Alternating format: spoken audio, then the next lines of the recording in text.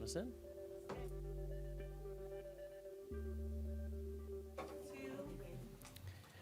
All right, good afternoon, everyone. Thank you for joining us for our special call, Finance, Audit, and Budget Committee. It is Thursday, July 17th at 3 p.m. We're here in the fifth floor multi-purpose room of the Maloof building.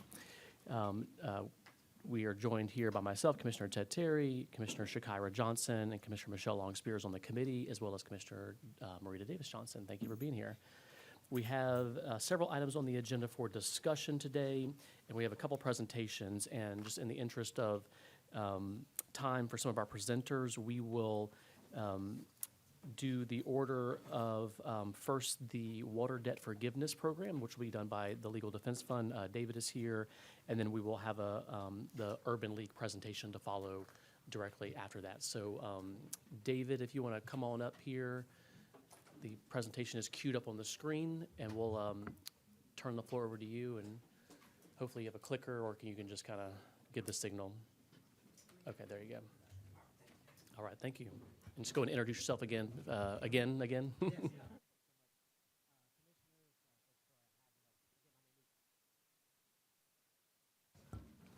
Can you hear me now? Okay, this works, perfect.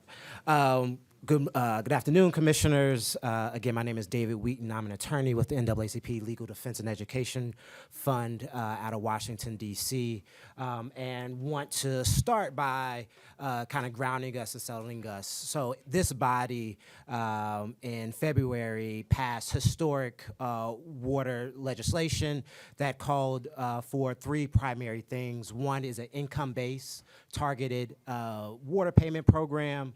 The second is the establishment of a customer advocate's office. And the third thing were water shutoff protections for vulnerable populations and vulnerable communities. As we have begun the implementation process, we've also saw that there's a gap that we think that a water debt forgiveness program could really be used in DeKalb County. And this presentation is just supposed to ground us in what is going on at the national level, and then kind of walk us through what 4 other cities have done with water debt forgiveness to start to think about what DeKalb County's water debt forgiveness program could start to look like. So just kind of reviewing that this water debt forgiveness is not just a DeKalb County problem. This is a national problem. So the NRDC, the Natural Resources Defense Council, did a study that showed that 12 major cities found that more than 1.5 million households had some type of water debt that totaled over $1.1 billion. Just in New York City alone, their water debt was totaled over $800 million. And so this is not just, again, a DeKalb County problem. This is a problem that's happening nationwide. And water debt problems can be really tackled to 3 or 4 main things. One are just unaffordable bills, which again, this body has already established an income-based program to try to tackle some unaffordable bills. Chronic billing errors, again, this body has done something with establishing a customer advocate's office that would help with water billing issues, but then also just owed debt that does accrue interest, and then just owed water debt in general. And so that's kind of what creates this water debt problem. So as the Legal Defense Fund, especially, we tried to look at everything through a racial justice lens, and just ensuring that, water debt is not just an issue with customers, it's also a racial justice issue as well. So again, the Natural Resources Defense Council, NRDC, did a study that showed that majority black census tracts were found to have water debt 10 times higher than households in majority white neighborhoods, and then also have higher average bills. That's data that we've already presented to this body, especially here in DeKalb, knowing that certain of our communities are, black-led, black-centered communities do have higher average water debt and average water bills than some of our other communities. And so just looking at Lithonia alone, we see that about 25% of Lithonia residents are paying more than 3% of their income towards water bills. Again, the 3% is what the UN says is affordable for both water and sewer bills. And about 15% of Lithonia residents are paying more than 6%, so about double what the UN says that they should be paying. So again, this body has addressed this with an income-based payment plan, but just want to show you how water debt can spiral over time if people are already having to deal with unaffordable bills. David, real quick on that slide. So for Lithonia, so Lithonia is a small city, but were y'all using the zip code data?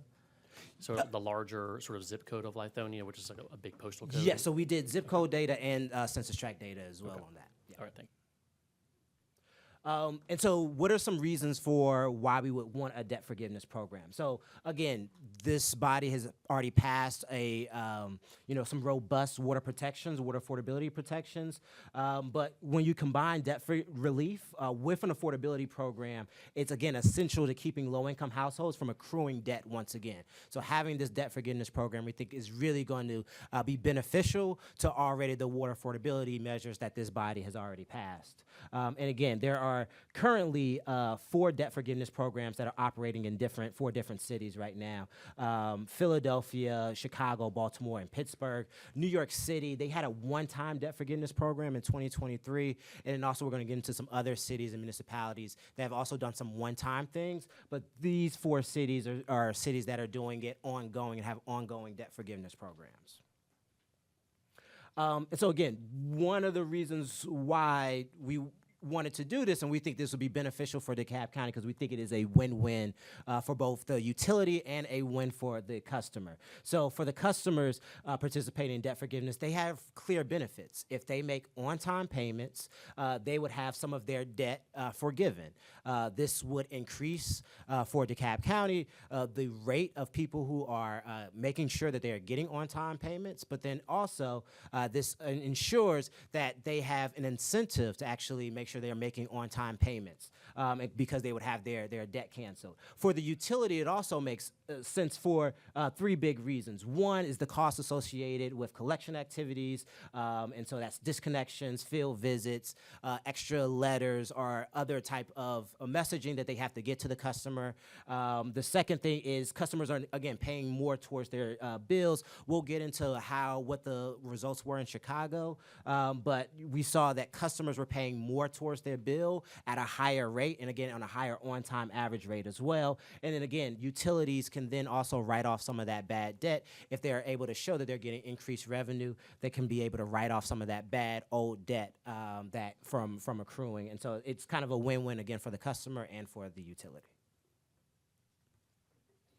So getting into one of the first debt forgiveness programs is Chicago. So they launched their program in 2019 and is a part of, again, a larger affordability program. And so under their program, they enroll people into a year program.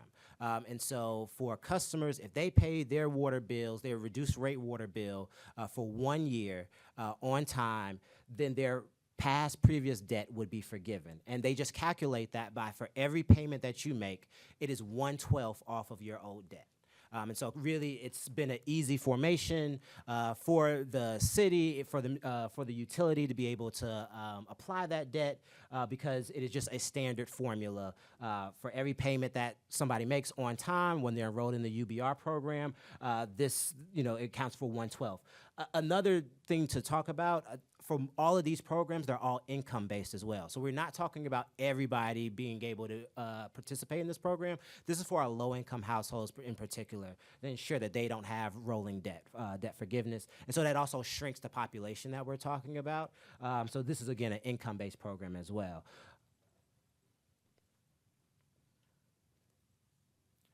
So just some numbers from the Chicago Debt Forgiveness Program. So total, there have been about 60,000 or 59,000 total enrollments into the program since 2019. And so, through the end of 2024, they have forgiven almost $32 million in past due debt that's been forgiven.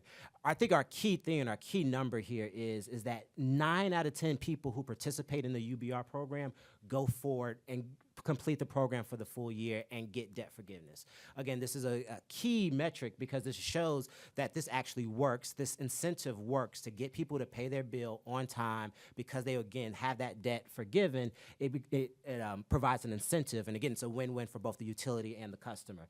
Also, some of the demographics here are also really, really, I think would be really great for a population like DeKalb. It shows that 47% of folks who enrolled in the program identified as African American, We also had women-headed households also significantly take place in this program. And then again, 47% of those households also were headed by seniors. So we saw the senior population benefit from this. We saw our low-income population, and then also some really good demographics when it comes to ensuring that our minority populations are also benefiting from the program as well. And so this is, sorry it's so blurry, but this is just some of the methods of how they enrolled folks into their UBR. So they did mail letters. They also did a LIHEAP shortcut. So for, folks that are participating in the low-income housing and energy efficiency program, those folks would be kind of automatically enrolled because it is an income-based program. There's an online application, and then there's also an intake applications as well. So just showing you, again, it's been increasing, and then also the city of Chicago has found different ways to ensure that people are being able to be enrolled into the program. The second program that we wanted to kind of talk to you about is Philadelphia's program. So this is very similar to Chicago's program. The only difference between Philadelphia's program and Chicago's program is that Philadelphia's program is a 2-year program.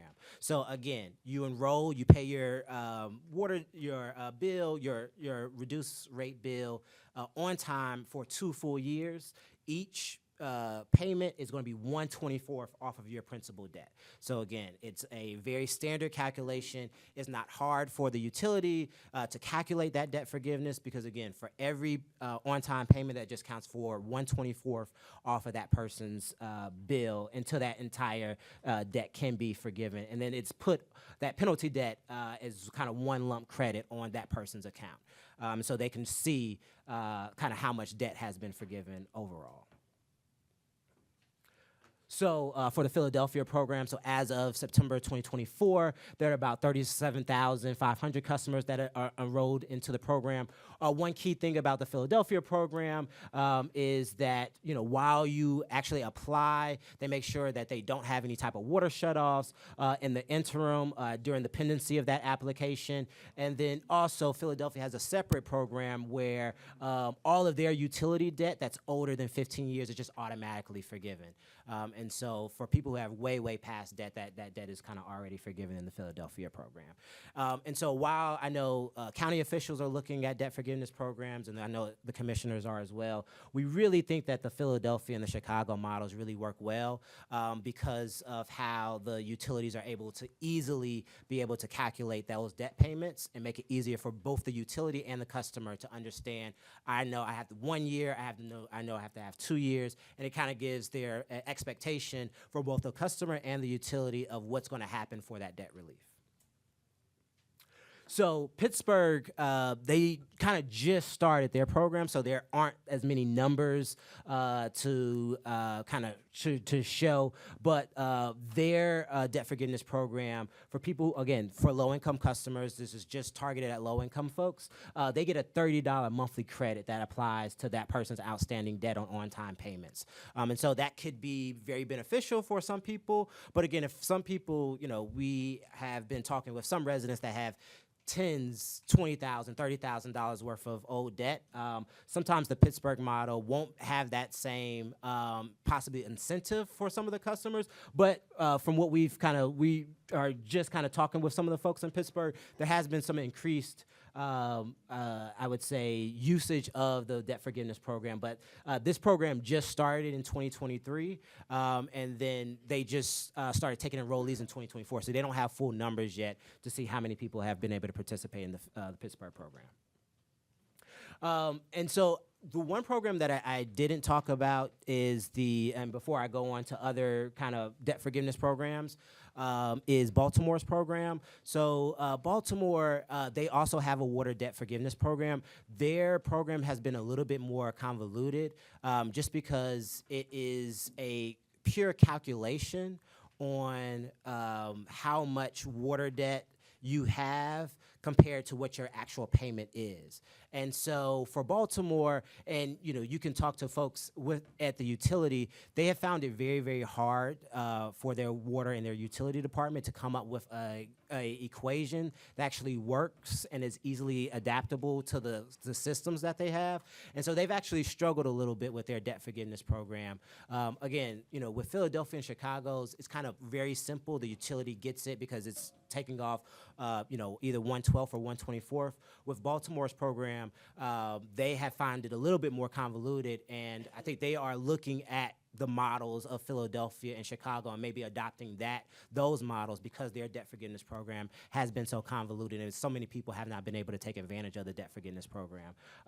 But just going on now to just some other programs, just in case commissioners wanted to look at what other states and municipalities are doing, like New Jersey has a Fresh Start program that is just for their electric and gas customers that participate in the Universal Service Fund, which is which is an income-based program.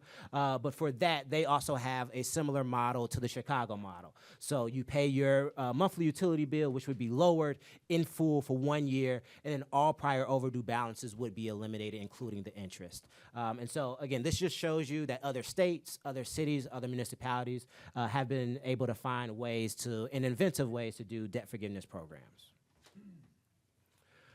And then what some other jurisdictions have done to address water debt. The city of Buffalo had a one-time program. They used their ARPA funds for this, and they used $13 million to do water and sewer debt relief program. That helped about 30,000 households with significant arrears or significant debt. So we did see that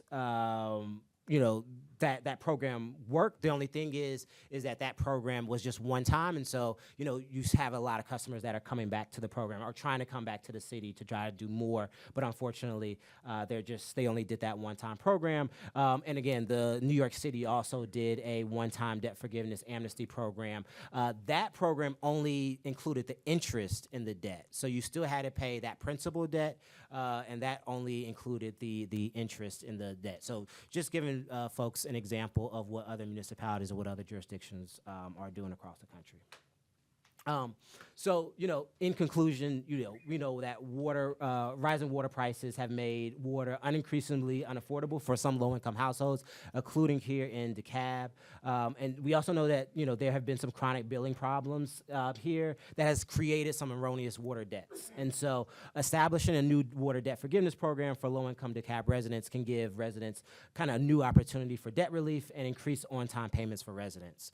And with that, I welcome any questions. Great. Thank you, David, for that presentation. I'll open up the floor for any questions, comments from commissioners. Commissioner Johnson?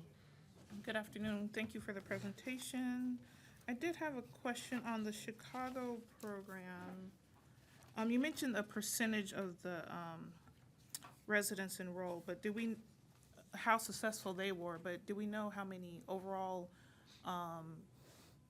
customers Chicago has? How many of the overall customers, how many were enrolled in the program? Gotcha. So so customers, they have much more customers. If we're talking about the customer base that will be eligible for the program, like the low income customer base, right now I would have to go back, but I think they've enrolled of who they've kind of thought that they would get into the program. They've enrolled about 60% of the people in the program, like within their that would qualify for the program. So then that might be like 20% of the overall customer. Okay. Yes. Gotcha. Yes. Yeah. And then on the Philadelphia program, I know it says of the forgiveness is on the principal debt. Is the principal debt established at enrollment?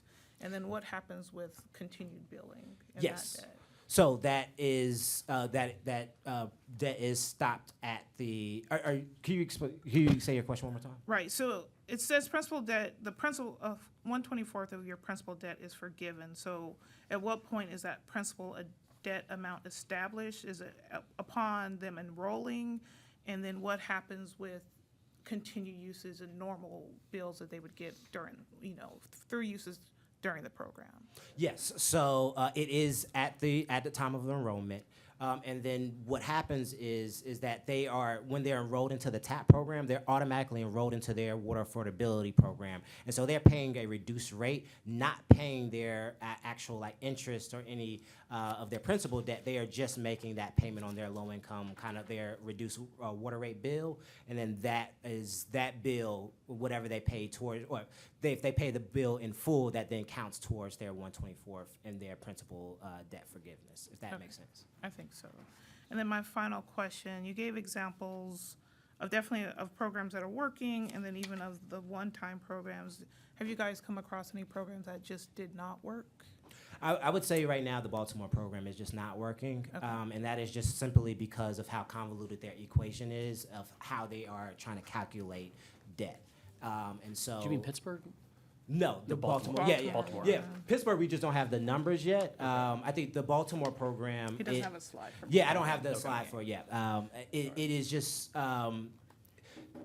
the way that the way that the legislation was written and the way that the debt is supposed to be calculated, the utility does not have in their systems a way to be able to calculate that when it comes to like an actual bill. And so it's been really hard for the utility to come up with a way to actually do the debt repayment with somebody paying on their bill. And that's why the Chicago and the Philadelphia model of just saying, okay, it's gonna be 1/12, it's just easily for that utility to be able to calculate what that debt forgiveness payment is gonna be. Okay. All right, thank you. I yield, Mr. Chair. All right, thank you, Commissioner. Commissioner Long-Spears? Thank you very much, Mr. Chair. Appreciate you being with us today and your Thank you. continued ongoing advocacy. I have a couple of questions. My first question really relates to the case studies that you've provided in your packet to us. Looks like all of the mentions of the different programs go back to 2019. Yeah. What has been done maybe in the decade prior to that to assist folks with their water bills? So not much. Okay, So, I was wondering yeah, that. yes. Okay. So not much. I will say that Baltimore kind of got the Water for All established in about 2017, but again, the program didn't get started until 2019, and then they had to put a pause because of COVID. And so it really didn't get started until like 2022, 2023. But yeah, for the past decade, there just hasn't been much done, unfortunately, for water debt, and that's why we've seen water debt really pile up. And you see numbers of like cities having $800 million. You know, here in DeKalb, there's been reported that there's over $100 million in water debt. So that's kind of why we've seen that pile up, because there's really been nothing done in the decades prior. Nowhere around the country, to your knowledge. California has done some things, but not in the terms of like doing the programs like we're talking about right now, which is like, you know, water debt forgiveness or income-based payment programs. Now, when it comes to the energy utilities sphere, they've been doing this for a very, very long time. But when it comes to like actual water debt and the water problem, it's really been a kind of a new thing that's happened. Okay, thank you. My second question bubbled up from your previous comments to Commissioner Johnson. So the Baltimore program is a program that we initially studied, and I believe that we modeled our advocacy office on Baltimore. Yeah. So you stated that they're struggling with their debt calculation. How is their water office doing? Have they realized positive outcomes? It's been useful and helpful to constituents? Yes, it's been Okay. extremely useful to constituents. I would say that their customer advocates office have completely changed the way residents in Baltimore think about their public works department. Before, there was a very contentious relationship with the public works department. Baltimore, like DeKalb, has struggled with faulty meters, and so there are a lot of billing errors, and so they created a lot of frustration between the community and between the Department of Public Works there.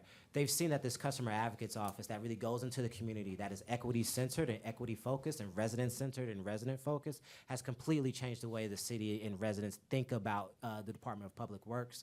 I think Nancy and I were on a call with the folks from Baltimore last week. They are handling hundreds of complaints. They are constantly going out and doing investigations. They're meeting with people. They're doing community-centered events where they're telling the community about their customer advocates office so folks know where to reach out. So I think there's been really, really great partnership and work between the Baltimore Public Works Department and their customer advocates office. And I think that can happen here in DeKalb as well. I appreciate that. And while they have obviously had some failures with certain aspects of their program, I'm glad to hear that something that we modeled on has actually been successful. Yes.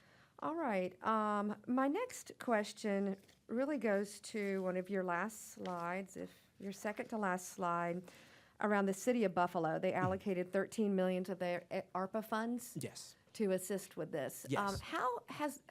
What has been the outcome of that?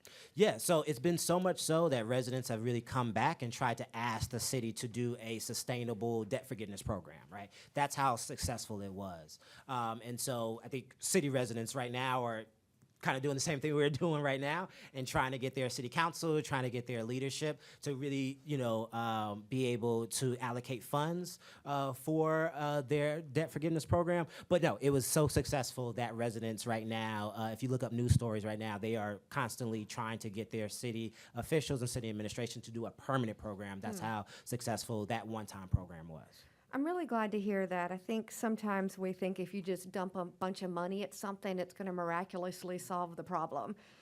And Zach giggled.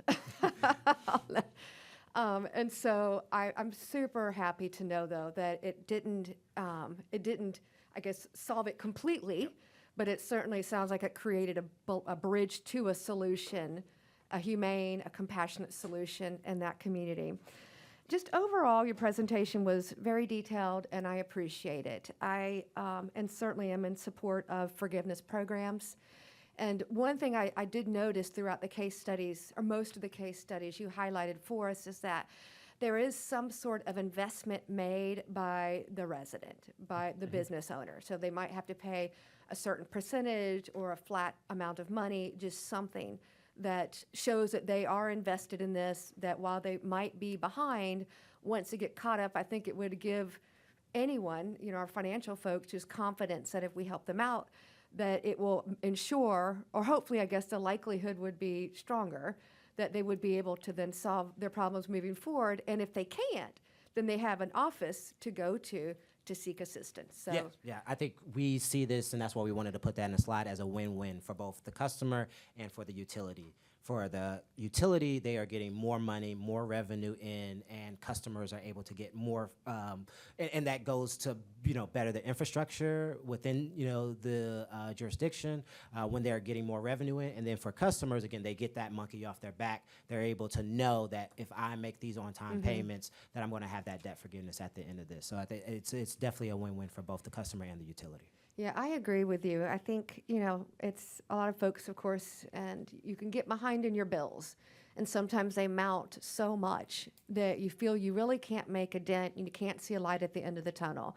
I think programs like this, especially where you require some form of an investment of them individually into the solution, is really where the magic happens. And it creates that light at the end of the tunnel and then makes people feel good that they were able to cross that bill off their list and move on to the next thing they need to focus on. So thank you very much. Yield back to you, Mr. Chair. Great, thank you, Commissioner. Commissioner Davis Johnson. Thank you for being with us here today and for your presentation. I have a question on the on-time payments and the debt forgiveness. Is that a concurrent on-time payment? Yes, so concurrent, yes. So if you, miss one time, then yes, you would not be, you would have to re-enroll into the program. That's how the Chicago and the Philadelphia program works, yes. Yeah. And also on the debt forgiveness, you said that there's some cities have reoccurring debt forgiveness. Yes. So some cities will do reoccurring, yeah. Go ahead. Okay, and so how does that work? I mean, you get caught up, then Yes. you fall back again, and then you get caught up, and is there a limit to that, or you just? Yeah, I think some jurisdictions haven't really figured that out yet, but yes, they have been reoccurring. So let's say somebody started the program in 2019, they were caught up, they did their either year or 2 years, something may have happened again, they recruit a little bit more debt, they allow them to re-enroll into that program to do it and to get that rest of that debt. Now, So you have to re-enroll. you have to re-enroll, yep, you have Okay, to I got you. re-enroll, yeah. Okay, thank you. Okay, great. Thank you, Commissioner. Thanks, David, for the presentation again. So just a couple quick follow-ups. On my end, so you did talk about how the goal, or I guess the result of at least maybe Chicago, but I think also New York, that the thought was that having the program sort of led to collecting more money as opposed to defaulting and just sort of always staying delinquent. So that's kind of sort of that's the aspect here. If we're trying to address water debt and delinquent bills, this is one strategy to get a portion of that overall customer base on a program that would likely yield them paying more, as if they just defaulted, stopped paying, got their water shut off, and then just moved on, I guess. Yeah, you are totally correct in that thought. And again, this is income based, so this is only going to target a certain segment of the community. Other folks who have larger water debt, condominium associations, those folks, there had to be another type of way to get that debt. But for our low income folks, we don't want that to fall on them. That's why they're debt forgiveness programs specifically for the low income folks. Okay. And in the other cities' models, what you mentioned LIHEAP. So what would be just the ballpark? Are we talking about 30% AMI, 50% AMI would be sort of the average median income threshold and below that would qualify? Yes, so Chicago, Baltimore, Philadelphia, and Pittsburgh all do federal poverty guidelines, and it's up to 200% of the federal poverty guidelines. That is about 50 to 60% AMI currently right now. And so that's, if you wanted to do AMI, you're looking at around 50 to 60%, but all the programs do 200% of federal poverty guidelines.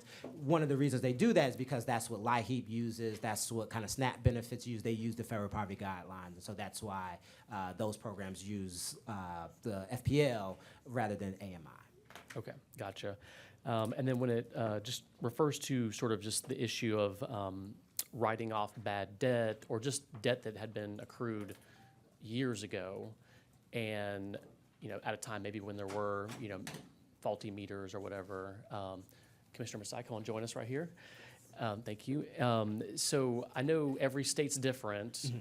So I think the law department is researching this matter of what actually is, I guess, the statute of limitations on water debt. It seemed like it was maybe 4 years, but there are some caveats in that.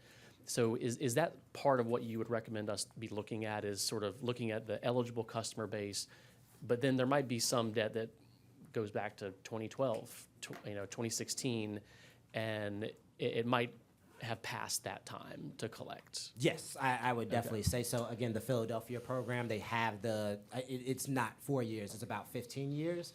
But I think that's because of the state or city statutes. But yes, I think at a certain point you do want to get those. And I would think most accountants would want some of that bad debt that is, 10, 15 years old to get written off of the books, yeah.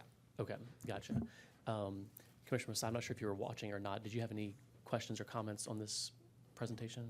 Not exactly at this point, but I will say that the consideration in terms of the statute of limitation is something that we should, really be looking into and setting a specific, criteria and standards to make sure that it's not arbitrarily applied but universal across the board, right, to ensure fairness, so, and it being just. So I appreciate that consideration. Yeah, Okay, absolutely. Zach, is there any, I know we're going to talk Urban League next and talk about this in a little more detail. So what are y'all's thoughts just from the administration side and the departments that are, would be dealing with these issues? What are y'all thinking in terms of these types of programs, the ones you are thinking make sense, and the actual implementation of them? So we like it. We like the concept. We've appreciated working with the Legal Defense Fund, and David has shown great advocacy and leadership. He's also been a great reference. What you see is that there's not many folks out there doing this. I think there's maybe 4 jurisdictions that have programs. So once again, it gives us an opportunity to be a leader. So we like it. Okay, absolutely. And then when it comes to just sort of because I think there was one of the jurisdictions said that if you apply for the program, any water shut off is sort of paused until that can be processed. So is that something that Absolutely. would y'all be looking at? Right. So and we'll get into those types of specifics, but yes, the parameters will be, once you're in the process of getting enrolled, we want that to be a pause in terms of water shutoffs. And once you get into a payment plan and things like that, simply adhere to that, and, that's our deal. We're gonna make an agreement. We're not gonna shut you off regardless of what you owe once you enter into an agreed-upon payment strategy. And we will come up with a debt forgiveness strategy that over time you can get the albatross off your back. Okay. Okay, great. Any other follow-ups, Commissioner Johnson? I did have a follow-up. In any of the programs that you looked at, what does happen to the customers who don't successfully complete the agreed-upon payments in the timeframe that they're supposed to do it? They just go back into the normal, they face the shutoffs and just... So what most utilities try to do is get that person re-enrolled back into the program. So what Chicago and Philadelphia are going to try to do is work with that person. Okay, we understand you missed a payment or multiple payments. Let's try to work with you to get back enrolled into TAP, back enrolled into the UBR program in Chicago. So they really try to work with those people to get them enrolled back so that they meet that 1 year, that meet that 2 year. But yes, if they do unenroll, if they miss those payments, if they're no longer in the TAP program or the UBR program, then yes, they can face shutoffs or disconnections. Thank you. And I would be interested to see kind of the stats on those type of customers. Okay, yeah. If yeah. you could provide those. Yeah, I can definitely see if Chicago, I think Chicago would have the most information of like who has fallen off and then what has happened to those Like, folks who have fallen off. I'd be interested to see who falls off initially versus and re-enrolls and then completes successfully Okay. versus who just fall off and never Never complete. successfully complete. Okay, yeah, I can see if we can find that information for you. Thank you. Great. Commissioner Masai, to follow. Thank you, Mr. Chair. Just in the vein of ensuring we're staying on top of people that are a part of the program and that they're completely adhering to it, it's my understanding that where the challenges lay, and this is what we're essentially talking about, is where people, likely in good faith, actually sign up to address the issues and then follow up, don't communicate, and then we're back into the same boat. So just wanting to make sure that there's clear criteria that is noticed to the constituents as to what they should expect, when and how.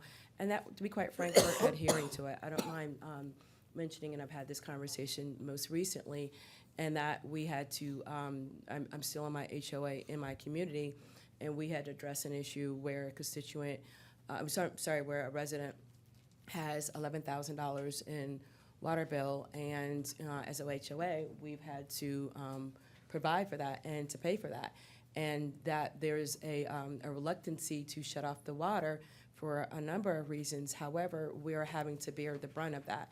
And so where, my suggestion is, making sure that we have clear procedures, policies in place, and that they're noticed accordingly. So I'm not opposed to, folks having the responsibility to pay their bills. We all, have them, and where there's an earnest attempt to try to remedy the issues with the county, we want to, of course, respect that.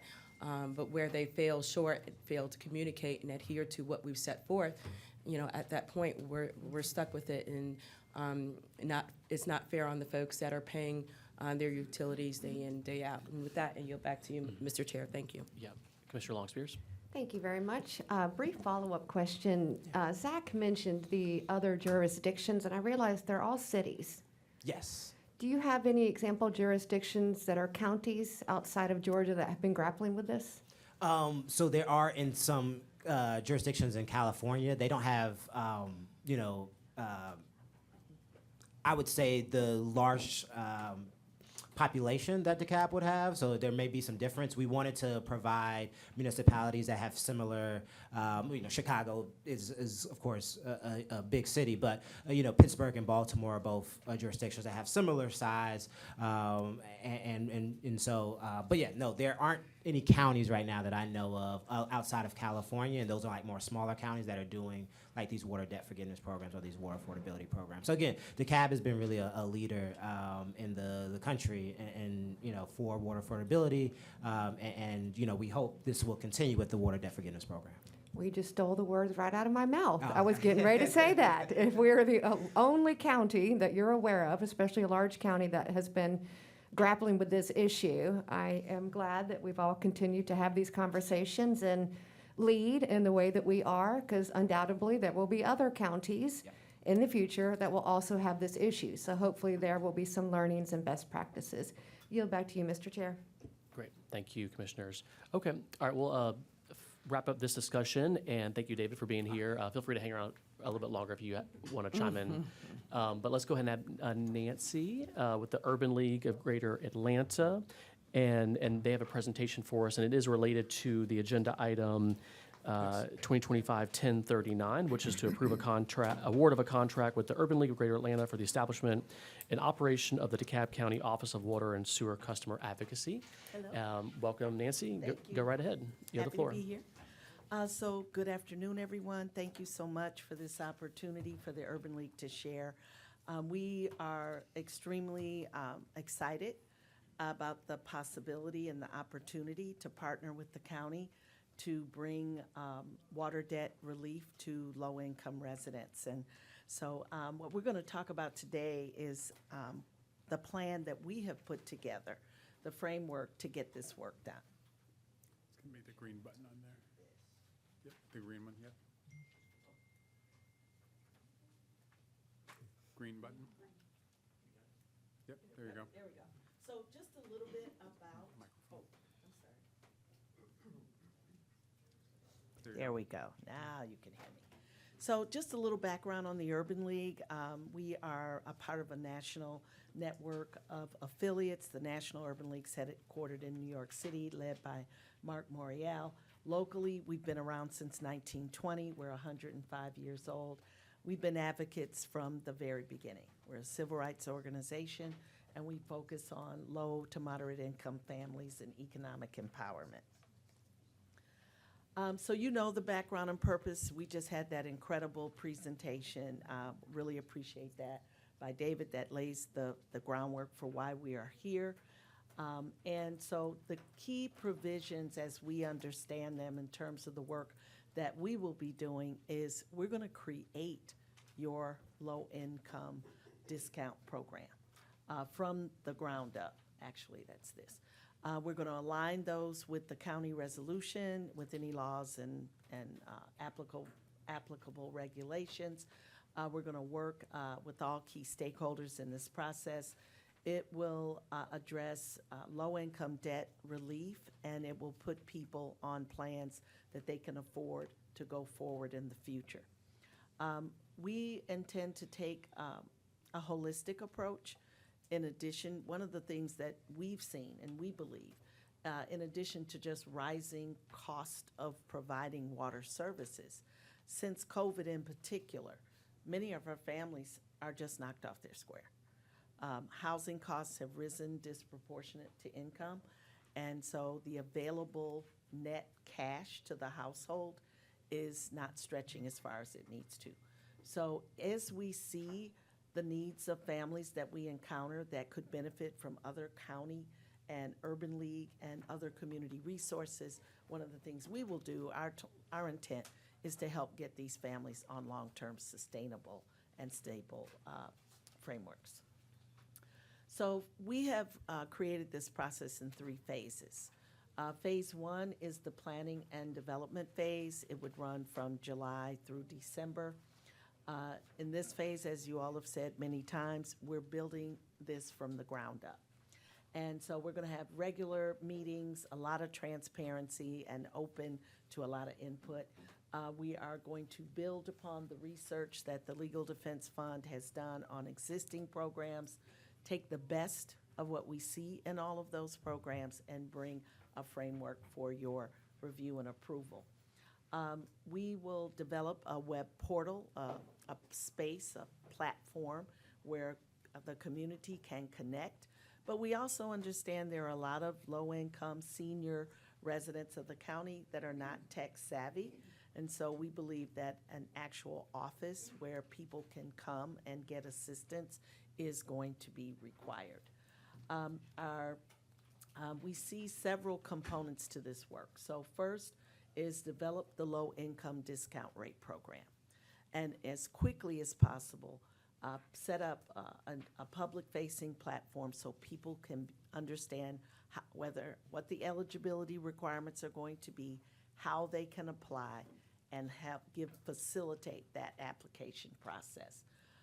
The other aspect of this relates to the old debt, and that's where creating an amnesty program, like you've heard other jurisdictions have done, and we would put a framework together for your consideration for that. And then there are disputes. And, we've heard a lot about cases that have been longstanding, very difficult, and still no resolution. And we, as of now, understand that we would create a disputes resolution team that would be a liaison between the parties and come up with specific recommendations how to resolve those cases. We have to create a system to track this work. We have to create standard operating procedures to document this work, to create the tools to do the intake. We have to recruit and hire staff that have the proper background and customer service capabilities to do this work. And we are going to be collecting real-time feedback as we go, and we understand we're going to be making tweaks and improvements along the process. We will be meeting regularly with an advisory council that is sort of kind of already created, Commissioner, and so any questions about Phase 1 activities?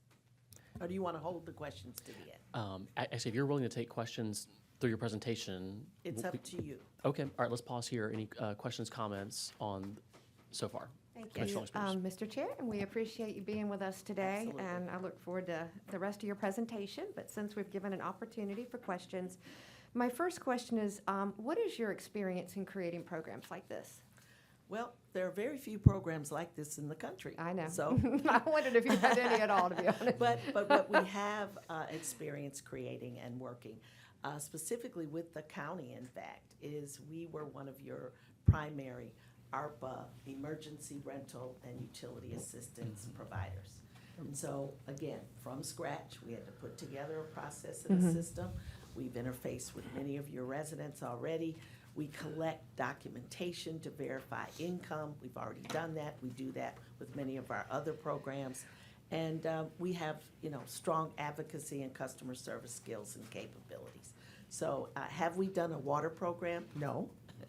But have we set up multiple programs that are federally funded, government-funded, public-facing? Many in our 105-year history. Okay, yes, you certainly have a long history, and I believe you guys are the right people to do this, so thank you. Thank you. My next question is, what is how many staff do you have? Your We total have- number of staff? Our current staff are 52. 52? Yes. So this is obviously a pretty big problem for us. Once this is set up, I imagine your phones and your emails and your text and your social media will all be blown up. Is there a plan to hire additional folks to help navigate the workload associated? Absolutely. Okay. We have, first we had to understand the what. Now that we feel we do and we have this framework, we have created a staffing model. And that staffing model is going to require the establishment of a whole entire team of people that will be 100% dedicated to operating this Office of Water and Sewer Customer Advocacy. So that would expand our staffing from 52 to likely as many as 62. The thing is, I heard from the stats, I believe there's around 60,000 people that have been enrolled by one of the jurisdictions over a 6-year period. If you average that, that's like 10,000 people a year. That's a lot, right? So we're viewing this as a scalable activity. We're going to all have to work this as we go. So we're building out in this period, this planning period, a staffing framework. Once we have all of the data from the county on number of projected eligible customers, then we can start to really drill down on exactly how many customer-facing advocates we must hire to be able to take those applications, help people fill them out, evaluate those applications, make recommendations back to the county. We'll also have to have a separate team that deals exclusively with disputes, because they will have to conduct investigations. They will work with the existing team to understand what's happened to date, talk to both parties. They'll have to have negotiation skill sets. And so that team will work on disputes. And then we'll be developing the amnesty or debt relief program, and that too would have to have a team to administer. So this is we're going to start with a team, and then as the demand and ebb and flow is determined, we'll expect to come back and say, hey, based on demand, we've got a wait list of X. And to serve those people adequately, we may need this adjustment to the staffing model. That's the way we envision working it, but we have to start somewhere with the data and the information that we have, and looking at the models that exist and their staffing plans, and talking to them about their efficiencies. So far, with David's help and support, we have met with Baltimore, and they started with, I think, 4 people, but he was very clear. He's severely understaffed, and therefore, we don't want to go into it severely understaffed. We want to set a framework that we feel will set us in a position to be successful and to serve people in a timely manner. I spoke with Baltimore as well. Oh, and good. that was one of their biggest challenges early on, was just simply a shortage in staff. They didn't have the folks Yes. that had the expertise and the willingness And to the training. and the training to especially deal with like the disputes and how crunchy it could get sometimes between the government and the resident. Yes. My next question, you will probably discuss it during phase 2, I realized, but I will just tell you right now that we're 2 weeks till August, which is the beginning of your phase 2. Yes. And so I will just, again, be fair here, is that it seems to me that what you have written here for August to December is a whole lot of stuff to do in a very, very short period of time. So I don't know if you're going to amend this timeline. Okay, I see a big yes on that one. All right.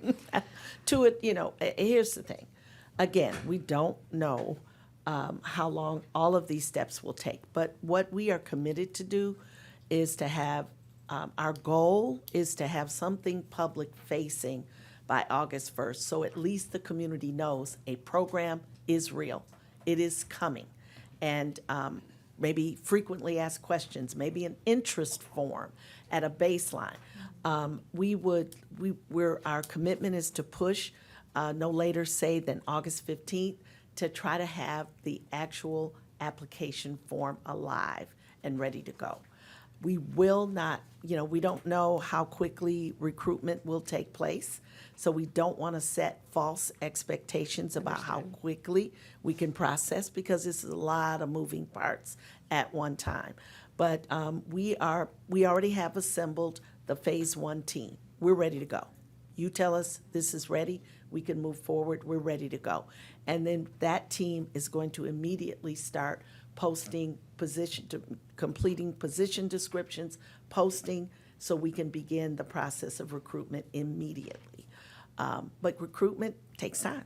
Understood. And I sense your sense of urgency. Yes. And my point there is that this problem isn't going to go away. And so we certainly don't want to defer like we do up here, or kick the can down the road No.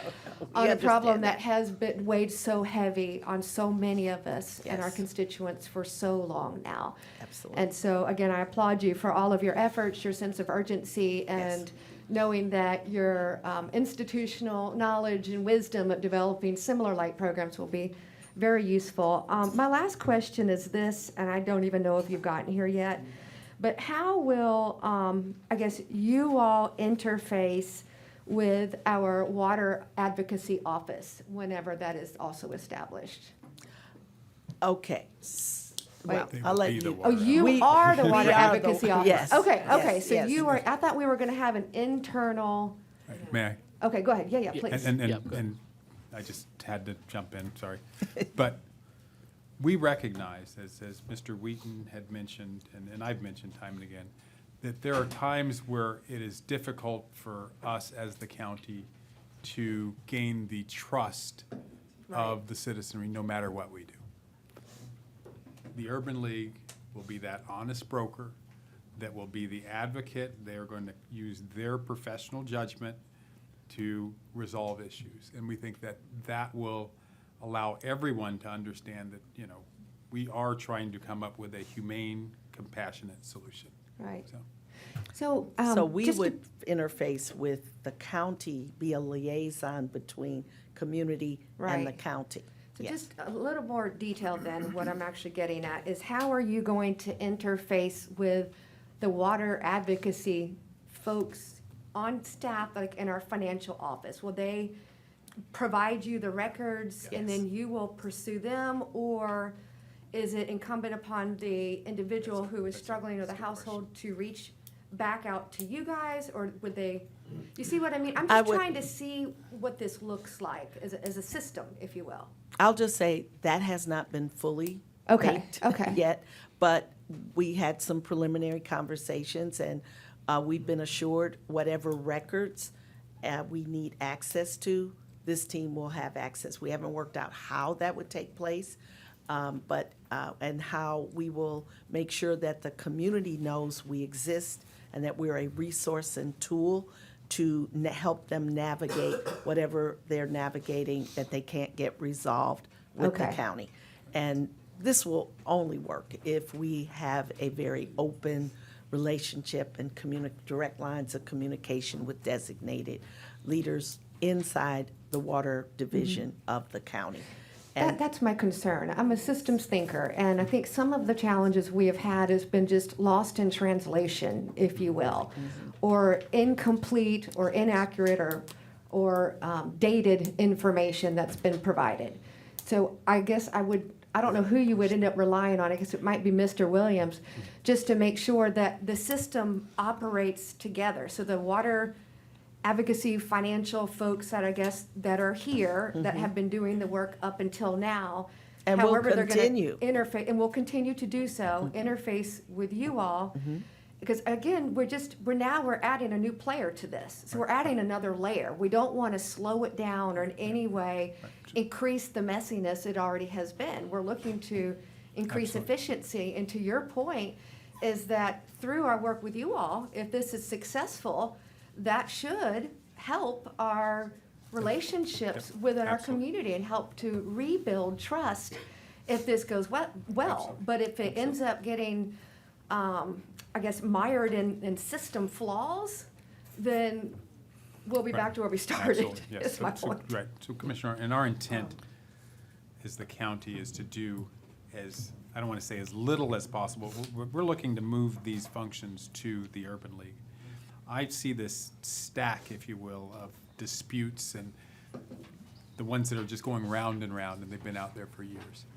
We're going to push all that data immediately, as soon as we get Urban League on board, to the Urban League to assist in, to come to resolution for some of those. So we will still always have folks who will take phone calls and such and, work out basic issues with bills.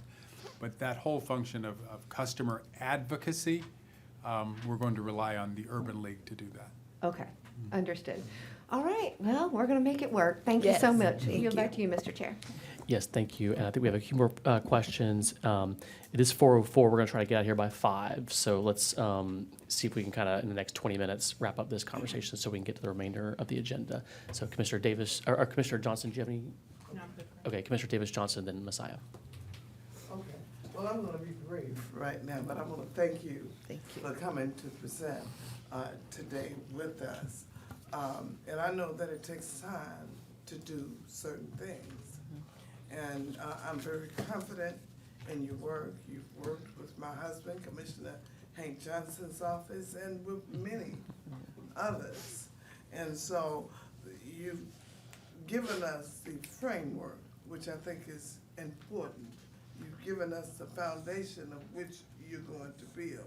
So I have confidence in you all being able to launch this program and to also be effective on this program. And of course, if there's a problem with the administration, I'm sure that you'll come back to the board.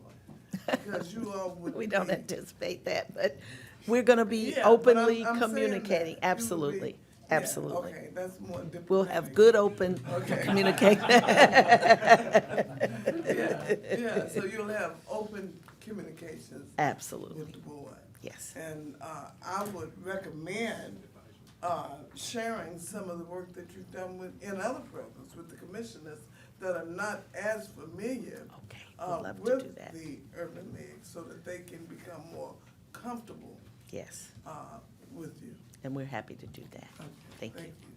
Commissioner Messiah? Thank you so much, Mr. Chair. I'll try to be brief as well. One of the, just looking at the key points that were shared here in the presentation, I'll mention that one of the important elements that I wanted to ensure was included in our previous efforts as it relates to addressing some of the challenges of some of our residents with the ability to qualify for the program is hardships, and knowing that there are particular circumstances that individuals unexpectedly a lot of times find themselves in where they're needing additional assistance. And so just based on the key provisions throughout, not seeing that be a part of the program, is that something that we can look to incorporate and create some specific verifiable required documentation as it relates to being eligible based on our hardship condition? I totally agree with that. Okay. And in listening to David's presentation, when you set something up, you have to make a payment on time for 24 consecutive months. One missed payment, you're going to be thrown off the program. We're not done with our research yet, but that is not going to be something that I feel we would recommend. We have to build life into it, and so maybe one missed payment would not necessarily, based on hardship, if we can get you back on track by the next month, because cars break down, there's, illness, there's all kinds of things happening for sure. And so I'd love to talk to you more about your thoughts on that, but Thank you. absolutely, we're open to I that. appreciate that, yeah, hospitalizations, Yes. just, Lost being- employment. Exactly, and so, not wanting to set a tone that just because you have a general, hardship, that it is excused, but making sure that it's very clear as to what a hardship condition is. Yes. And what type of verifiable information is required. Documentation. And absolutely, so that we Okay. can keep it consistent. Also, I'm looking at the full implementation operational phase and realizing that there is a part that is not, of the phases that are not included in the quote, and just wanting to know if we have any estimate or, where we could expect to have some better idea as to, what that fee quote may be at that particular point in time. For the full year operation, yes. Yes, ma'am. That is a priority part of the planning and development process. Okay. And so our target would be the fall to have, projected fee quote for that, what it would take to operate it fully for one full year. This phase 1, phase 2 is really, I call it a soft launch. Meaning, we will be training people and we want to get that open as quickly as possible. But in that phase, we're determining, hey, are the processes and procedures we put in place working? Do they need to be tweaked? What do we need to fix before we fully go full-blown public and really open it up with a full trained staff and ready to go? So that will be a key. We'll be back with you on that as quickly as we can. Okay, so that is coming back to the board. Fantastic. Yes. And then lastly, in terms of duration, because just understanding some of the dynamics related to the county and some of the challenges that we've had in terms of, the culture and some of the billing failures and, challenges with meters, just, the work that we have to get done. But we're looking at this to be a remedy to some of the past challenges that we've had, but looking forward and very anticipatory of resolving it so that this isn't so heavily relied upon in the future. Do we have some thoughts in terms of a duration related to this program? Because I would think that there's got to be a point where, we have sort of, evened out the floor, if you will, and, we can make some transitions into something, different, more sustainable long-term. So are there some thoughts in terms of a duration? No. I'm not prepared to give you that at this point, but that is our thinking. And you have to factor in that there are also external factors that are impacting this issue that we don't have control over. Economy, changes in budget resources, all of these things we do understand. So I would see us, again, working very closely as once we get it going, we start to see the flow, we determine how many of the eligible folks are on the program, is it working? And then we could set some goals together on how to wind it down would be, I would imagine, your ultimate goal. But again, depending on economic circumstances, if there's an ongoing need, I'm sure the county is going to want to make sure our residents, if there's a need, have a tool at their disposal so we can keep people with their water service. I appreciate that. Thank you so much for the answer to the questions. With that, yield back to you, Mr. Chair. Thank you. Great, thank you, Commissioners. Nancy, go ahead and complete the rest of your Okay, presentation, all and then right. we'll follow up with Very last good. questions, comments. Thank you. All right, so phase 2 is this launch the pilot and initiate operations. So in this space, one of the important things right away is communicating with the public. So this platform and really working closely with the county's marketing and communications team along with ours, we need to really communicate a lot. We intend to do things like town halls or an information sessions. We want to educate the public on how to conserve in their water usage so we can minimize bills. And we'll have to identify a location in the county, and we want to work collaboratively there. And then we've got to put systems in place, and I mentioned that before. We are in the process at the Urban League of building a customer relationship management system. And so we're exploring adding another layer to that would allow us to track every case, how it's being handled, and be able to generate the data and in the reporting that we're going to have to bring to you to be accountable for how the program is working. And then, again, just regular communications, training staff. And so we would, look for support from all of you, individuals that have these qualifications, getting them applying for these positions as quickly as possible so we can train them and get operations moving. This is our fee quote, and the way we approach this work is for each of the phases, we identified very specific tasks. Every single thing that has to be involved with the planning and development phase. We have to collect information, we have to research, we have to review, we have to analyze, we have to build out proposed programs, bring those to you, get the community and the stakeholders' feedback, and get those approved and implemented. And we projected, based on our experience, what we believe the number of hours would take for those tasks based on the staffing that would perform those services. So that's how we built it bottom up based on a statement of work. And then, each of those areas has very detailed dollars and line items behind them, which we are certainly more than willing to share at the appropriate time. And that's where we are with where we project. And I do want to stay here, though, that this is our best estimate. We did not overinflate it, but at the same time, we don't know exactly what it will take. So, and we're a nonprofit organization. We're not in a position to subsidize this process. So we're going to, be coming back. We're going to work really closely. If we see anything major difference, then we will come to you. If it takes less time, we'll bill you less. And, but we're going to be very, transparent and good stewards in that process. And the other thing we'd like to, we'll talk about later in terms of the details is, we're not able to carry cash flow on this either.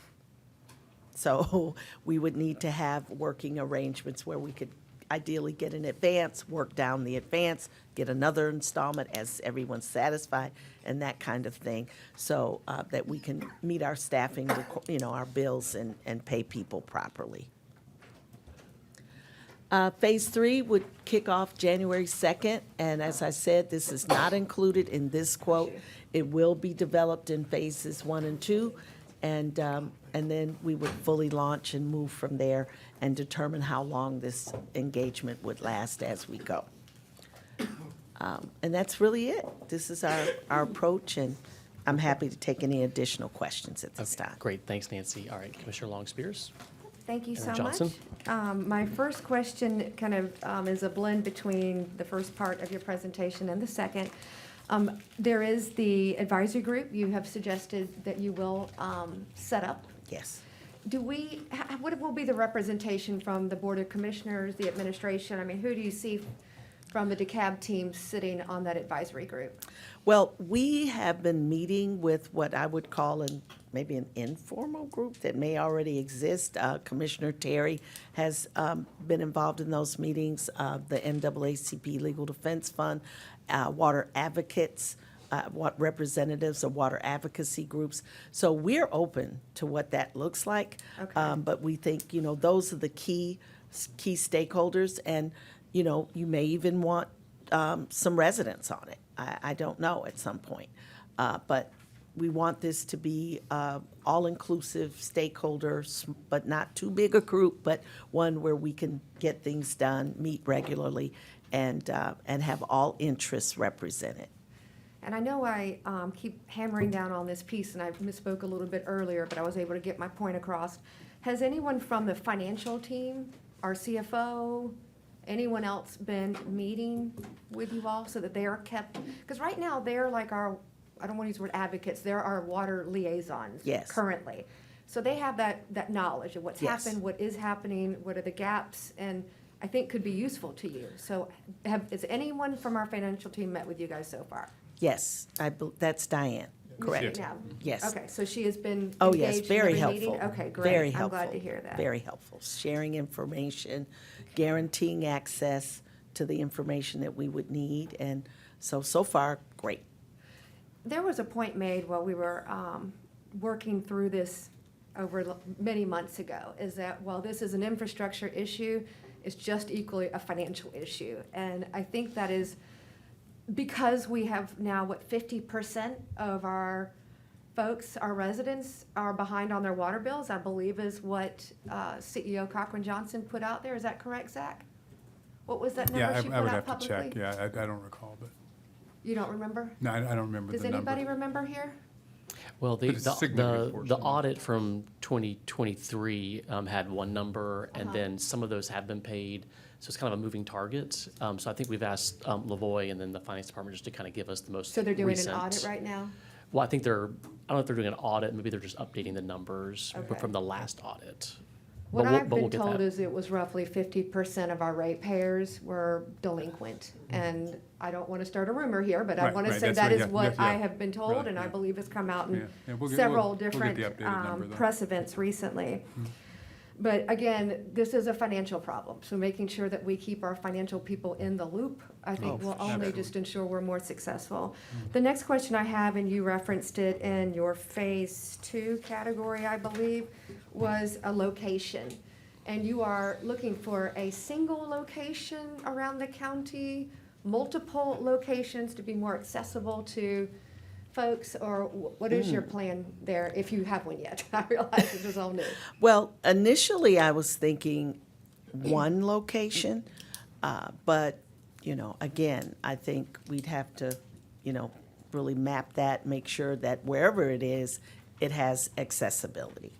It has to be accessible by public transportation, it has to be accessible by parking and things like that. So We will initially be thinking about a single location, but now that you put it in those terms, I think we've got a big county. We do. And we do. And so there's several possibilities here. On the one hand, we want to keep consistent with the community viewing us as the independent, advocate arm. So if we're located in a county location, will that in any way give a perception that, well, you're really just, an extension of the county, and do we trust you, and things like that. So a consideration. But from a operational efficiency and cost effectiveness standpoint, it would probably be worthy of exploration to look at possibly being in locations where the county already operates to make it more accessible. So if I have to go to the county for health services, I don't know, then what if we had a satellite office there where when a lot of high traffic areas, we could really capture a lot of people. So I think the possibilities are really open at this point. And so thank you for bringing that up, and we will make sure that's part of our evaluation process in this phase one. The program needs to be accessible. We're in Absolutely. 2025, so clearly there'll be some virtual element to this, and you had already alluded to a inquiry in the first phase, where you can complete an inquiry form. Yes. I personally feel that if there was a possible way of having more than one location, Okay. while you can say it's centrally located, I know this right here is centrally located, it can take me an hour to get here. I don't know that anybody considers that convenient. Yes. And so the more barriers that we can break down, travel being one of them, and how to get from point A to point B, again, I think you have to tackle this from every angle For sure. and make And- it as easy as you can for people to come in and do what they need to get done to get in the black again with their water bill. That's true. The thing is, the more locations, the more staff. Sure, I get Yep. it. So Yep, just no, yep. putting it all in perspective. And Yes. my last point is this. I heard you loud and clear, is that you're a nonprofit, you're not positioned to float the expenses for us, and that you need to be paid upfront and very quickly. I'm trying not to giggle or chuckle out loud right now, but I'm curious, Mr. Williams, how we're going to be able to work them through the procurement process, which often takes me months and months, and sometimes up to a year, in 2 weeks. Yeah, so we will make it happen. It's good to know. Good to know you can do it. Yeah, well, but you have a very good point. But yes, and we've spoken, Madam CEO and I, that, they don't have the bodies, and they need the money to get the bodies, to put the systems in place. So upon approval, hopefully Tuesday, my first conversation, once we get all the contracts squared away with Ms. Butler, will be how do we get, that first tranche into their coffers so that they can start onboarding. Yeah. And is your first tranche that you need the total phase one cost of $392,404? We didn't know, because we're doing things simultaneously. Keep in mind, if we want by August 15th or 1st, in that range, a front-facing operational component. So what we would do, we could do a cash flow projection based on the tasks that we'll be performing, say, over the next 60 That would be days. helpful if you could share that with us. Yes, and then we could say, okay, out of this total, we need this up front, and then we would, the way I would envision, bill against it, and when we hit a certain point, if we're getting low, then we want to everyone's good, you're doing a good job, these are reasonable, you said this is what it would be, and then we could move forward that way with a second installment. And we did something similar with ARPA funds with the emergency rental and utility assistance. We were given a portion, we had to spend that down, we had regular meetings for verification of documentation and so on. Once that was approved, we got another installment, and that worked very well. I'm glad to hear that a process does exist to expedite these important issues. and hope that you get your money as fast as you can, because this should have 'Cause we started can't work yesterday. until we have it. I completely understand. Thank you so much. Yield back to you, Mr. Yes, Chair. thank you. All right, Commissioner Shakira Johnson and then Davis Johnson. Yes, thank you so much for being here. Thank you for the presentation. I really appreciate the administration and CEO for seeing Urban League as the perfect fit for us and trying to make sure we handle this properly. I also really appreciate your openness. This is new. You guys haven't done this, we haven't done this. Not everything has been figured out yet. Yes. And I think that helps us level set expectations that this is, we're kind of building it as we go and we're working through it and we're not gonna have all the answers up front. So I appreciate the openness on that. As you guys are moving forward and as soon as you can get marketing material, if you can also give that to the district offices. So Absolutely. we can help push that out as well, to our citizens. I think that would be very helpful in anything that we can do, just to make sure that people are aware of the program. Like you said, even at the very beginning, like this is coming, look forward to this, because we've talked about it, when we passed the resolution in February. So this is also a chance for constituents to see that we weren't just blowing smoke. We really meant Yes. what we voted on, and we want to see it implemented. Just one question I had on the fee quote, there was the indirect costs of roughly 15%. Like, what kind of items might be indirect costs? Indirect costs are our back office finance team that has to process all these bills and pay.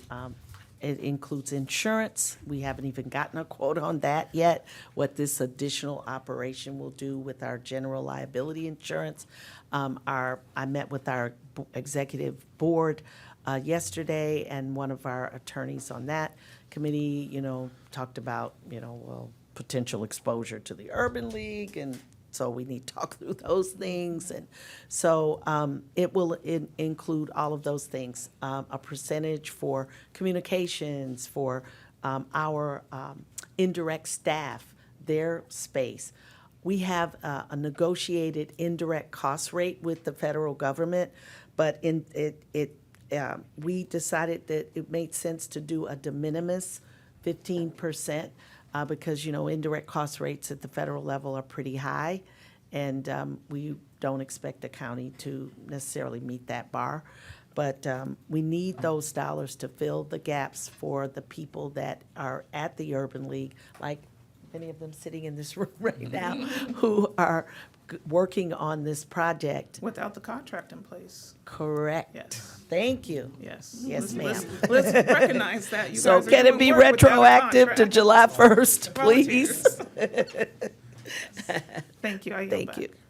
Great, thank you. Commissioner Davis Johnson.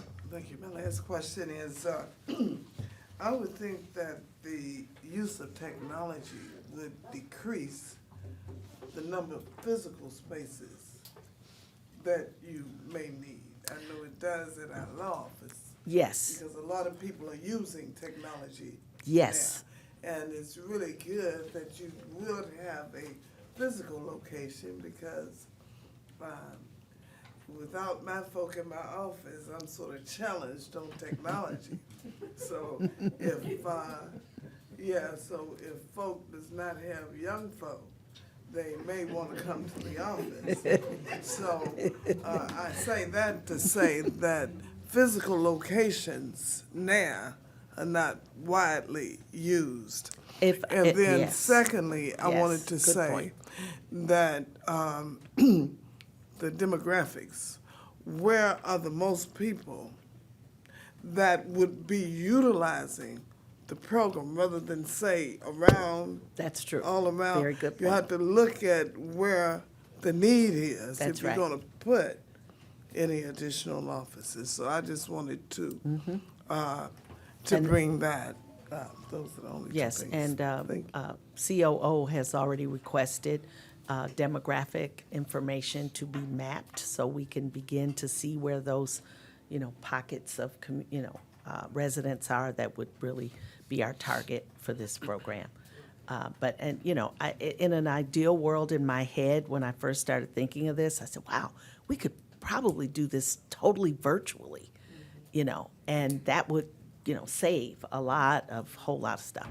But the more we began to understand the bigger picture, we have to have a public-facing space, at least, one or two or whatever we deem is going to be appropriate where the communities are that we need to serve. So, because there's just too many individuals that don't have access to the internet or they don't have reliable. We work with a lot of clients that have to find Wi-Fi in order to use their phones, let alone how do you upload documents? People don't know how to scan and upload. So, yeah. Great, all right. Okay, and, all right, so I'll give the final comment question here. So, if we approve, so Zach, if we approve this today, this will be on the BOC agenda, then the agenda basically is to, award, Urban League doing this role. The contract will kind of come, I guess, a little bit later in terms of the very specific details. But basically what was put in the proposal here is what the contract will entail, is the scope of work. Okay, For great. phase 1 and 2. Yes, so that's that right? It'll be through December 2026, 2025. 2025. Okay. 2025. And so what Okay. we will be doing is what Nancy mentioned is in the fall, we will have an estimate for how much it will cost for the year of 2026 Okay. and anticipate, an amendment coming back, adding time and money onto it. Okay, gotcha. And then just in regards to the whole aspect of the sort of the stakeholder advisory committee and PWI, on Tuesday, we approved an amendment to the watershed billing advisory group to just have a line that says the customer advocate would report to that group Okay. on a monthly basis. And that's kind of sort of the public-facing, advisory committee that each commissioner has an appointee on, CEO has on. They can't meet virtually, so they do meet at right now, In person. in person, the third Thursday, I think, or the fourth Thursday of each month at noon. So, just, keep that in mind. If that does get approved, next week, the goal would be hopefully, I think we said the September meeting, Zach would when the Urban League would come sort of present to them. Okay. And I think the idea there, Nancy, is that, that group was initially established to deal with the water meter issues. Okay. And over the last couple of years, the water meter disputes and the billing disputes actually have gone down dramatically to the point where the group kind of was like, well, What do we do what are now? we doing? And so this seemed like a good pivot for them. They all, we met with them, or I attended the meeting back in December, and they were very interested in sort of being the receiver of, the monthly updates, like how many folks came in, how many bills Yes. were, resolved, just so there was a kind of a ready Yes. flow. And then certainly, I think whether it's Committee of the Whole or PWI, we could have you come back in, throughout the year for kind of the bigger updates as needed for the commissioners. Totally open to that, and we'll do whatever's required. Thanker you. Okay, all right, follow up from Commissioner Long Spears Thank and then you. Johnson. This actually has to do with the agenda item itself. Under fiscal impact, it says provided under separate cover. Is the separate cover the presentation that you just delivered to us, or is It there is. It a is. more formal line item budget? It is the presentation that we presented. We do have a detailed scope of work that we can also provide. Yes, please send me a more Which is- detailed scope of work, more detailed budget, so line item Yeah, we have that. budget as well. And that's it for me. Thank you. Okay, Commissioner Johnson? I did have follow-up, actually got a message from my chief of staff, and she had a good idea. When considering the office location, maybe a consideration of including a mobile unit? Oh, Yeah, so if you yes, had wow. one central location, but you had the mobile unit who could go kind of to hot spots, have pop-up shops. Ooh, I very gotta give nice. credit where credit is due, that's my chief of staff. That's your chief of staff. Well, tell her it's a great idea. Yes, totally agree with that idea, and I think we have some vans, right, Zach, that we can repurpose? Yeah, we're going to repurpose. Commissioner, there's one more comment on the Oh, yeah. actual agenda Look, item. cha-ching. Go ahead. The purpose of the item is to adopt the resolution awarding a contract. Should we provide a little more specificity, even in the need impact area, that the funding we will approve, that they have requested in their presentation is for phase 1 and 2 only? That you will would be be coming great. back? Yes, I will. Very Yes. clearly heard you for additional funding once you go into the implementation phase. I think, Zach, what do you think about that? Yes, absolutely. Thank We'll you. put a substitute that kind of maybe expands on that a little bit and has attached the scope of work that you provided. Yes, because as you know, you cannot attach something in Legistar from a committee meeting. It has to happen during the business meeting. Correct, Mr. Welch? Thank you for remembering. Okay, so, yeah. Just, And Please remind talk you. us through this. yeah, just for the record, we were gonna recommend a substitute. Your mic. I don't have a mic. Just for the record, we were going to recommend a substitute because this does not contemplate the contract coming later. And as we've been discussing, we're going to get them working, we're going to finalize that document, but we want to go ahead and get this approved. So we will have a substitute on Tuesday that is a little clearer in terms of where we are, next steps, attaches this, and outlines the budget. And again, along with the anticipation that there will be a return for additional funds and time when we reach phase 3. Great, thank you. Okay, all right, very good. So I think I might have heard a motion right there, Commissioner Long Spears. Is that your motion? Motion to approve? Second. Okay, all in favor, raise your hand, say aye. Aye. All right, chair votes aye, motion carries. Okay, great. Thanks, Nancy. Thanks, David. Thank you very Appreciate y'all much. being We here. appreciate you. Okay, so we have a couple more things to take care of today, but let's just, just since we're on the topic of the billing issues, commissioners, we handed out a red line version of item 2025-0814. And this is, in essence, sort of the resolution that would, sort of just say that we support the amnesty program.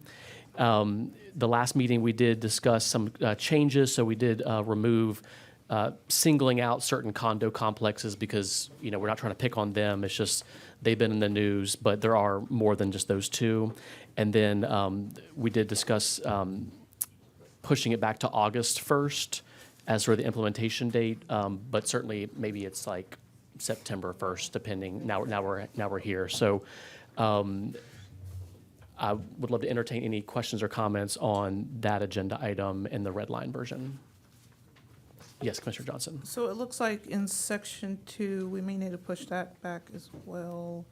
On the second page about the finance department shall present a detailed implementation plan by July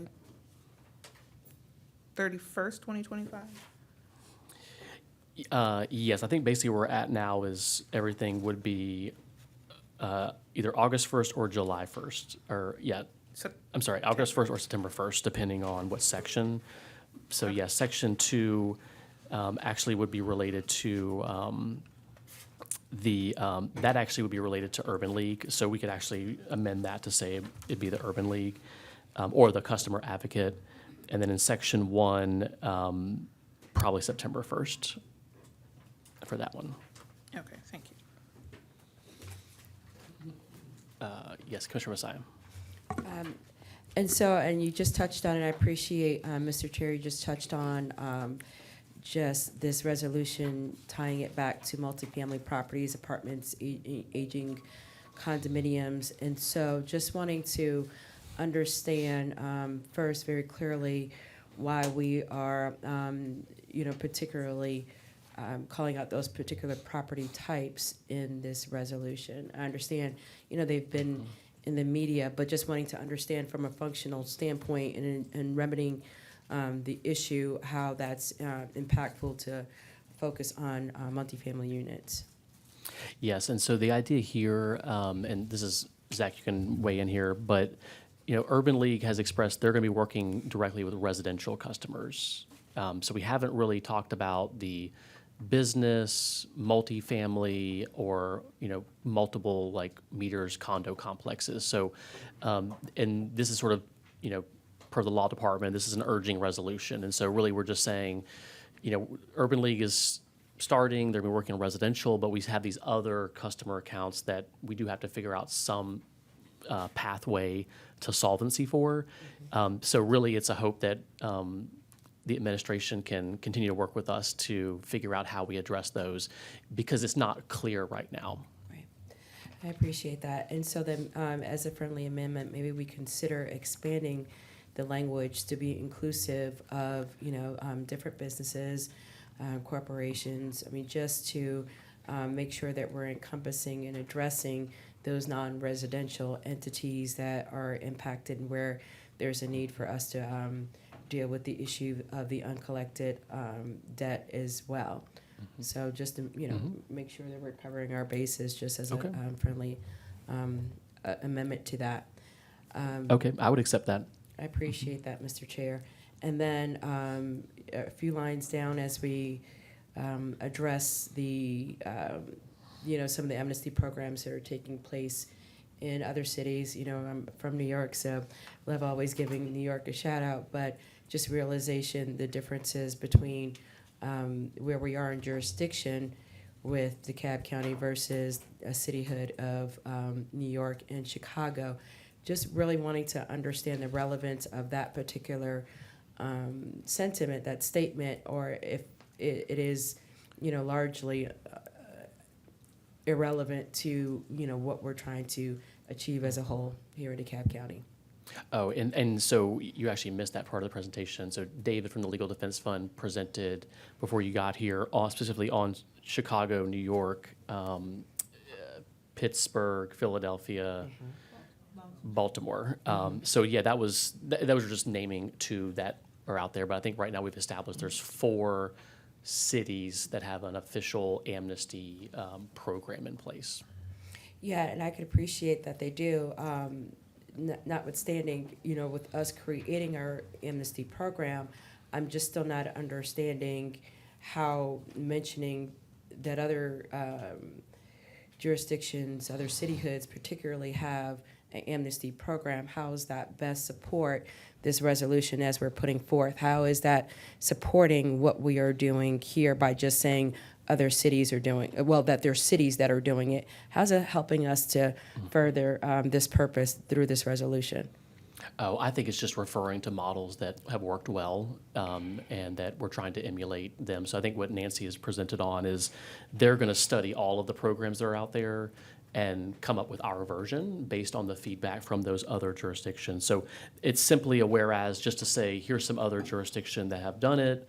We could learn from them. It's not saying we have to copy them, but just as an example.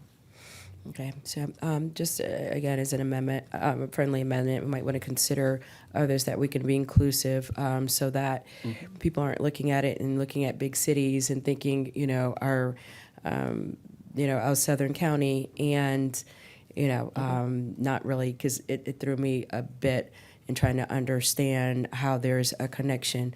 That though they're doing it there, how is it relevant as to how it's going to be impactful here? So we might want to expand that. And then lastly, just the duration becomes a question, the same as what we just talked about in terms of the Urban League and the efforts that they're making. Ideally, this is to try to address the ongoing challenges, if you will, but expecting that, once we get to a level set point, we're going to want to put some cessation to this. So do we have some thoughts in terms of incorporating language of or duration, or at least parameters, KPIs, something to assess, how we intend to phase, things out, or how do we know we're achieving the ultimate goal or aim? Just something more to, put some more structure and teeth to this. Certainly. I think we were kind of getting to that with Nancy and Zach. My thought was that because we have the 10 by 10, and every year the rates will go up over those 10 years, that in my opinion, that's how long the program should last. Okay. Now we get to year 10, year 11, we can, talk about it when we get there. Okay. But it seems like if that's sort of the trajectory, and this is all part of the 10-year plan, that the customer protections, the amnesty program would exist for 10 years at least. Right. Do So you have any thoughts on that? I'll be honest, when we were setting up the customer advocate program, I wasn't thinking of any sunset, because I don't think the issues will go anywhere.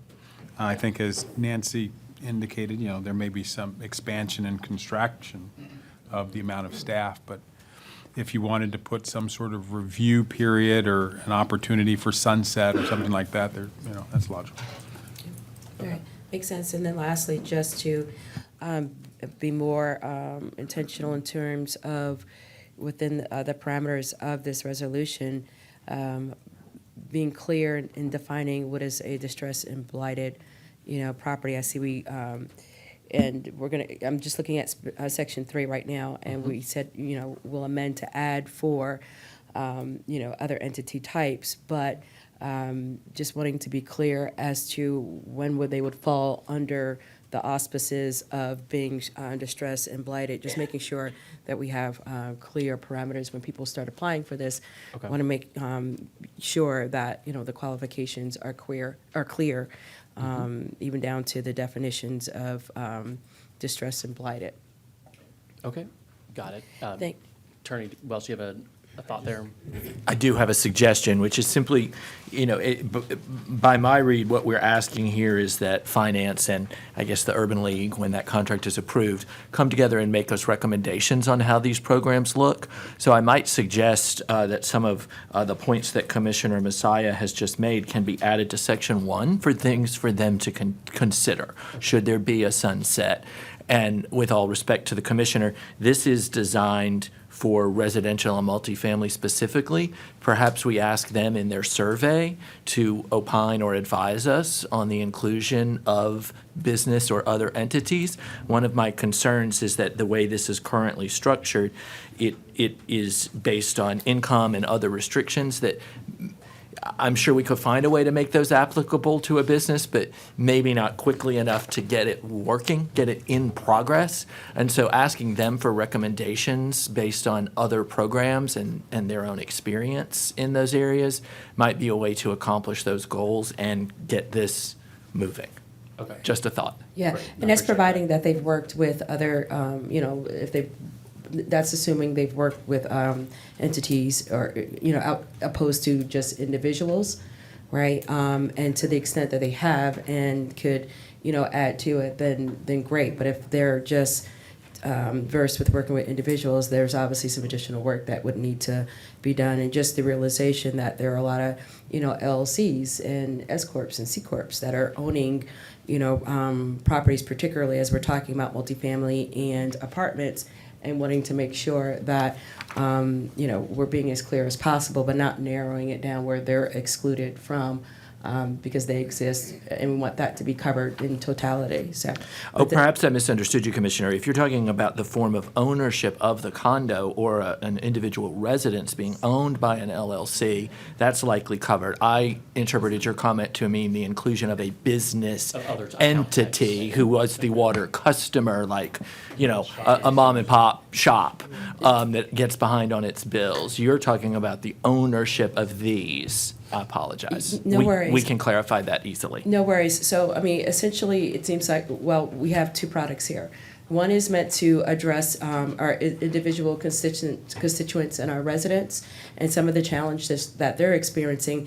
On the other vein, there is apparently a need to be able to work with some of our owners for multifamily units, as listed, apartments, condominiums, and and it may be inclusive of, some of our businesses. But the point is to try to rectify what has been a longstanding challenge in dealing with these particular issues. And it seems like as a board collectively, in composition with these other partners, we're trying to make sure we're dotting as many I's, crossing as many T's, and addressing as many of the issues to allow for them to fall under the auspices of either program. So to the extent we can expand the language to be able to achieve that goal, that's the only thing that, I seek to do. And I appreciate you, Mr. Chair, for entertaining any changes in language to accomplish that. With that, I yield back to you, Mr. Chair. Thank you. Okay. Yeah, those are all great. And committee members, I think the posture was to work on this a little bit more. So in the interest of time, would y'all want to just offline work on additional comments, questions, and we'll work on an updated draft, and then we'll come back at the next FAB meeting to continue discussion. Just a super duper Yes, fast go ahead. question. Section 2, it says Yes. that the finance department will get us a detailed implementation plan. Mhm. No later, it looks like it was, it's been edited to July 31st. Is that still happening? I think they, By July 31? and I think For actually the, now for will the be, financial piece of it? I think this is more now geared towards the urban Oh, league. but I thought you discussed, Commissioner Johnson just pushing the whole, I thought you were discussing No, I page 1. specifically mentioned section 2, Section 2, okay, so what was the response to that? that it would get pushed. To when? I think they need to. You're work still on working that. on that?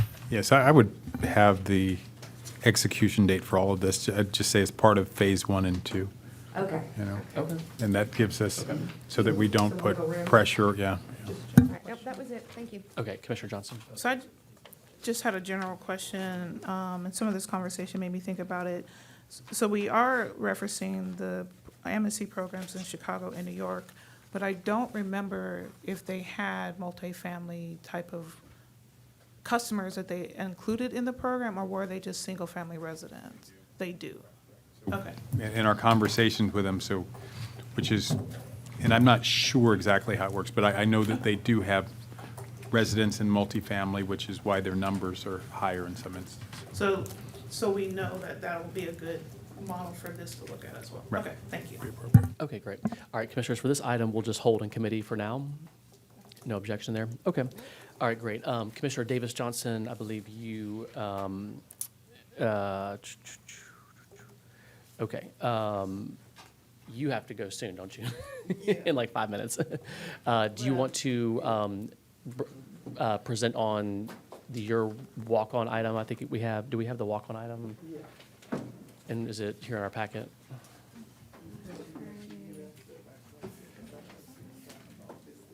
Oh, here it is, right here. Okay.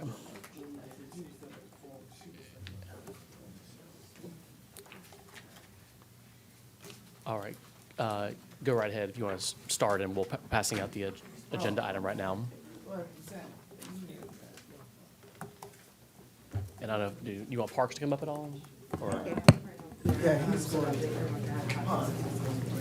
okay. I'm just putting in my mind. Parks, Director Ellis, come on up, Did you get this? and then we will get to juvenile court. Yes, I did receive it. Thank you. Is this on? Y'all sent this out already. I already looked through it. Thank you. All right, and this item is 1041. This was, it's from District 5 office, is to request the BOC's approval for additional SPLOST 2 and District 5 funds for the construction of a new Lucius Sanders Rec Center in Lithonia Park. Director Ellis. Yes, this is a substitute agenda item, and basically, the earlier 10 million of mid-year SPLOST that was approved, this is asking for that amount to be increased. Also, Commissioner Rita Davis Johnson has added quite a bit of her own funding to go towards this endeavor, and I believe you see the total cost is 17 million for the community center, and that's with contingency money included in that. And the breakdown is really on the second page of the substitution. Number 8, not to be confused, the total, it's not additional 15, it's a total, that's the total in that account for SPLOST 2. Okay, so the additional, so we approved 10 million last year, and the new SPLOST 2 request would be an additional $5,056,932. Right, plus all the other accounts there. Plus which all is the additional, contributing, okay. yes. Okay, great. Commissioner Davis Johnson, anything else that you wanted to say about this?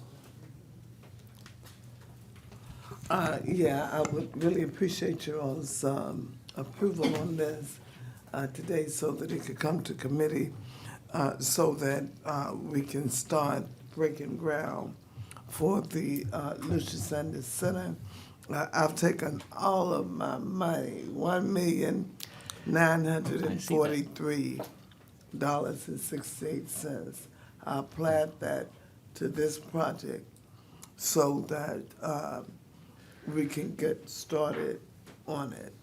And I think that it's worth it, because they do not have a rec center. And if I had more, I would have put it more down.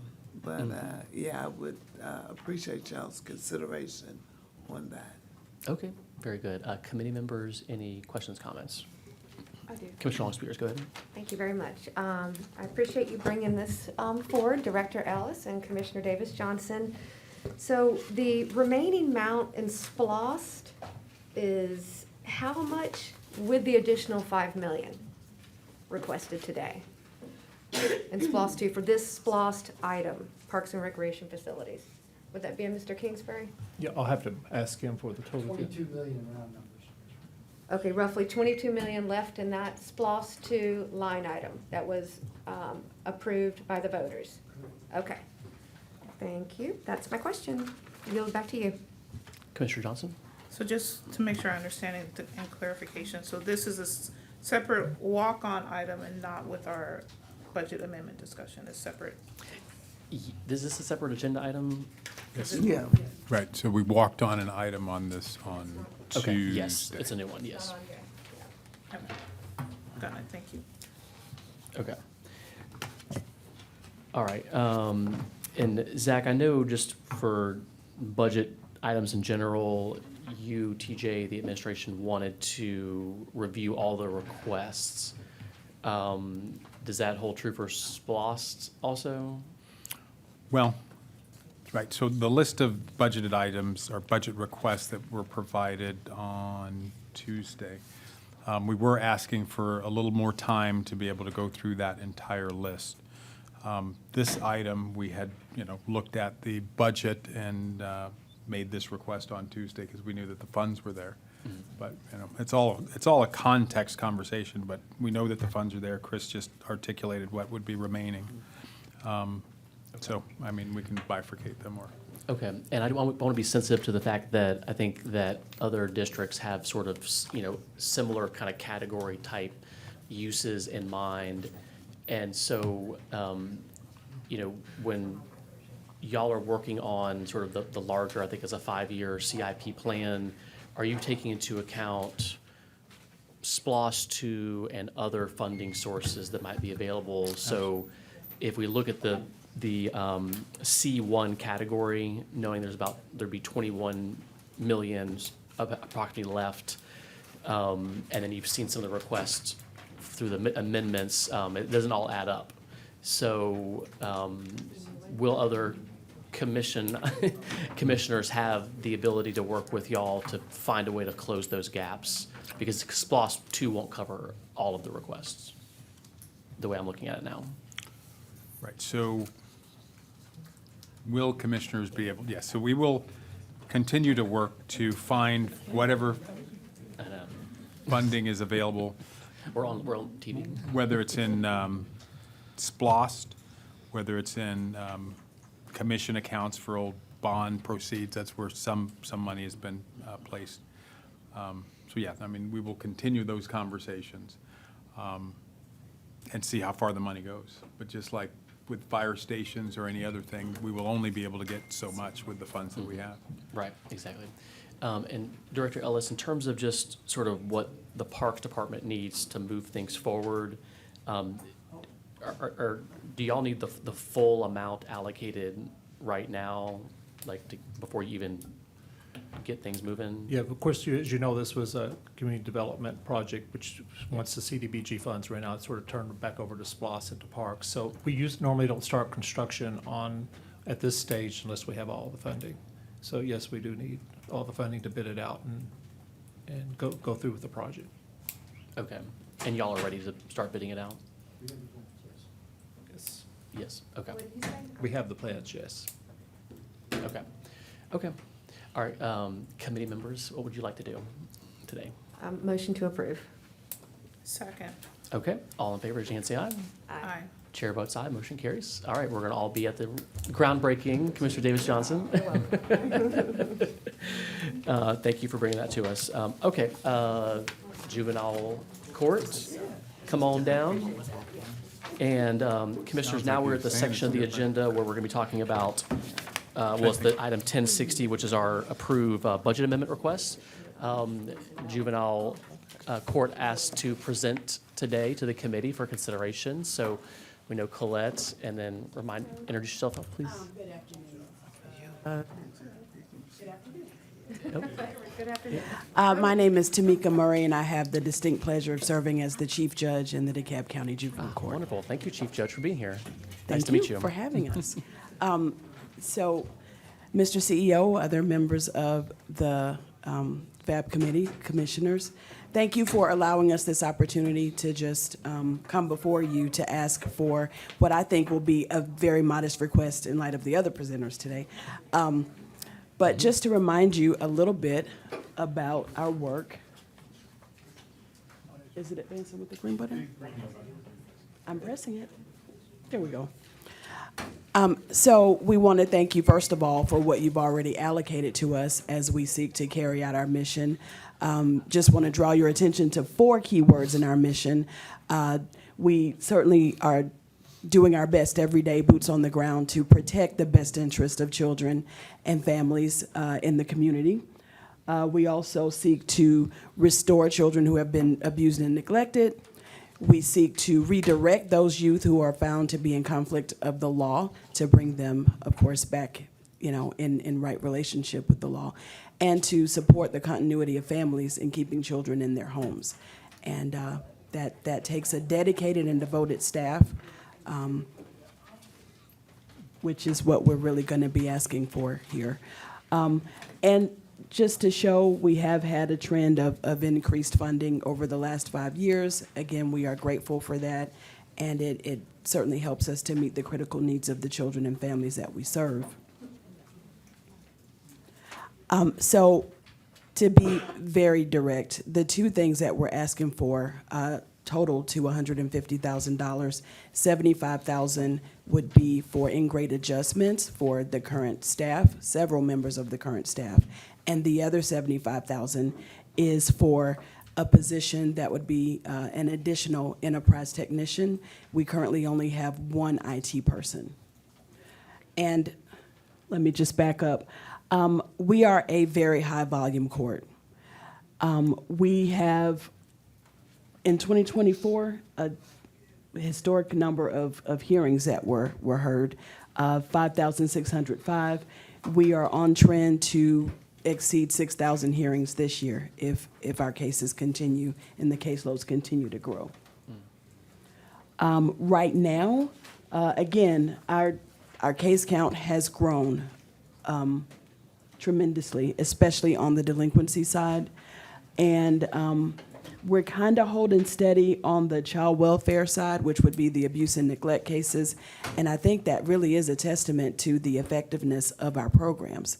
But I'm not really here to talk about that today, so much as to just say we are a high-volume court, and we need to make sure that we stay fully staffed, which means we need to have competitive salaries.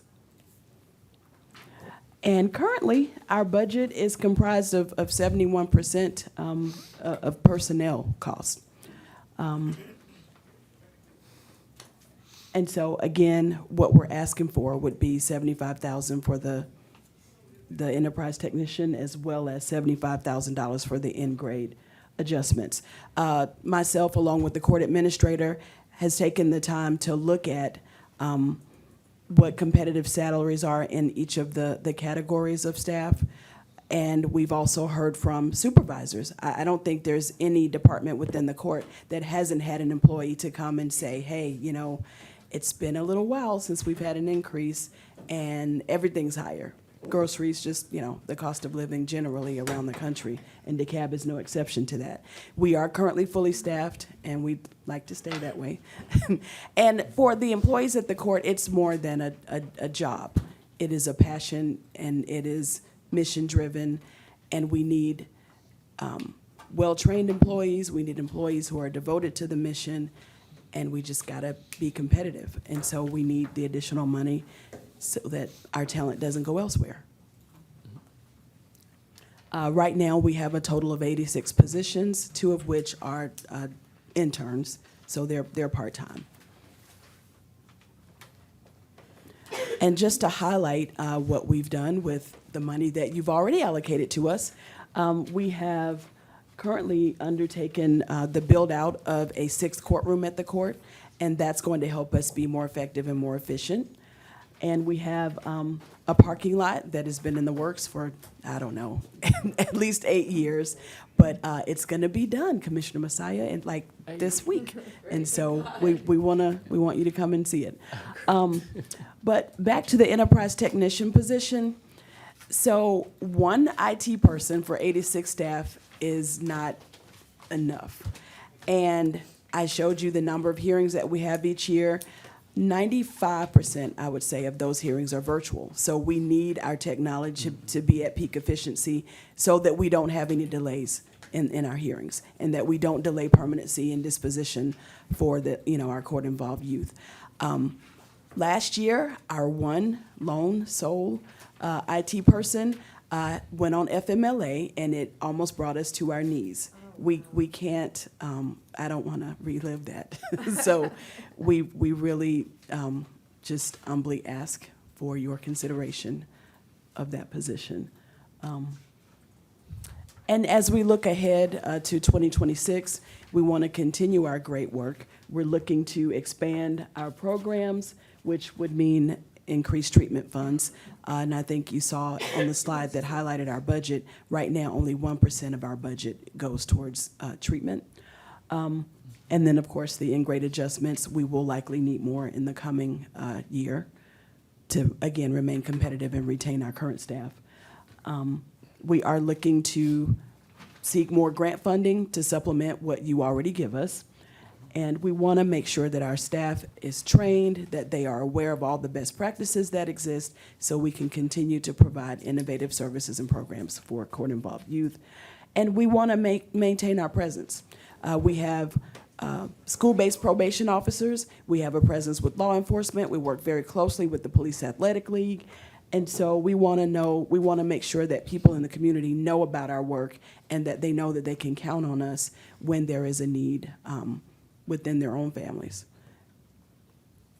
So that being said, I'm happy to entertain any questions Okay, you might have great. for us. Thank you, Chief Judge Murray, for being here and presenting on everything that you're doing and sharing what the challenges you're having. Really appreciate you letting us know. Committee members, do you have any questions or comments?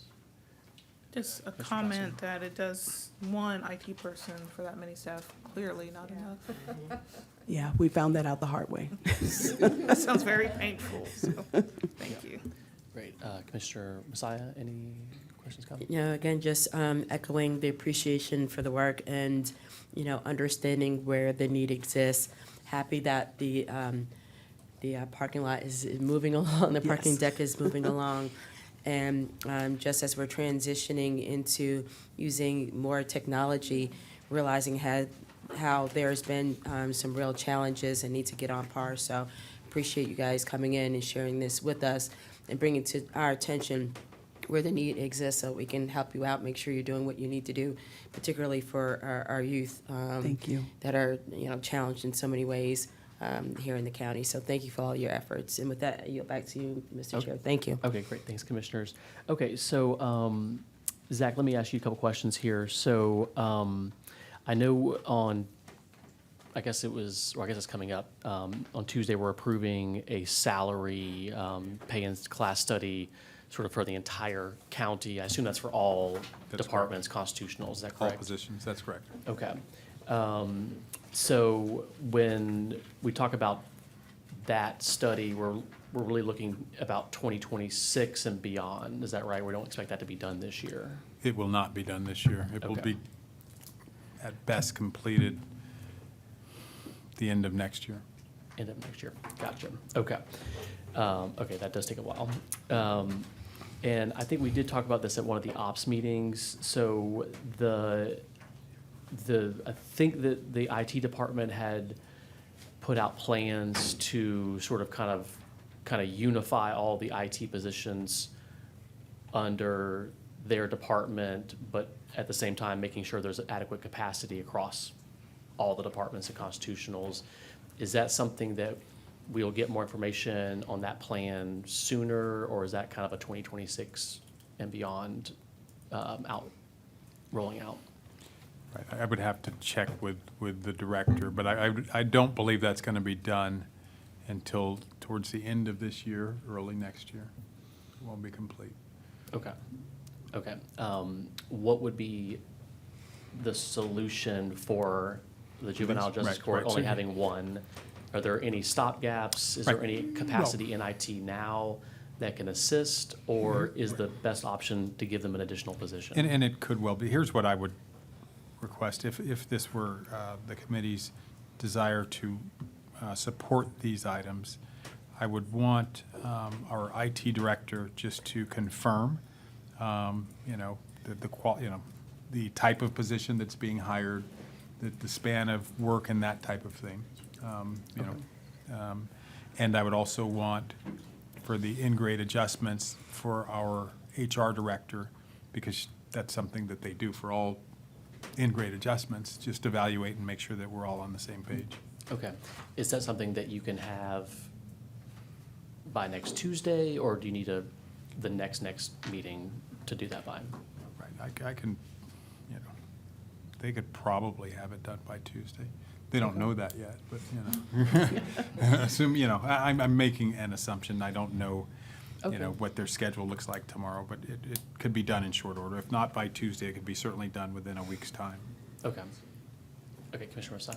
Yes, and just to add to that conversation, Mr. Chair, just understanding the technological needs and how that differs in terms of the software programs that we utilize in the court filing system, just considering just some of what our tech gurus that work with us do as it relates to the BOC and understanding, I mean, there are different softwares, different needs. You know, it just, I would be challenged with the idea that there could be a real crossover between what we're trying to bring on board in general, and then believe that we can then have them to help out the courts, particularly as it relates to the software requirements and differences.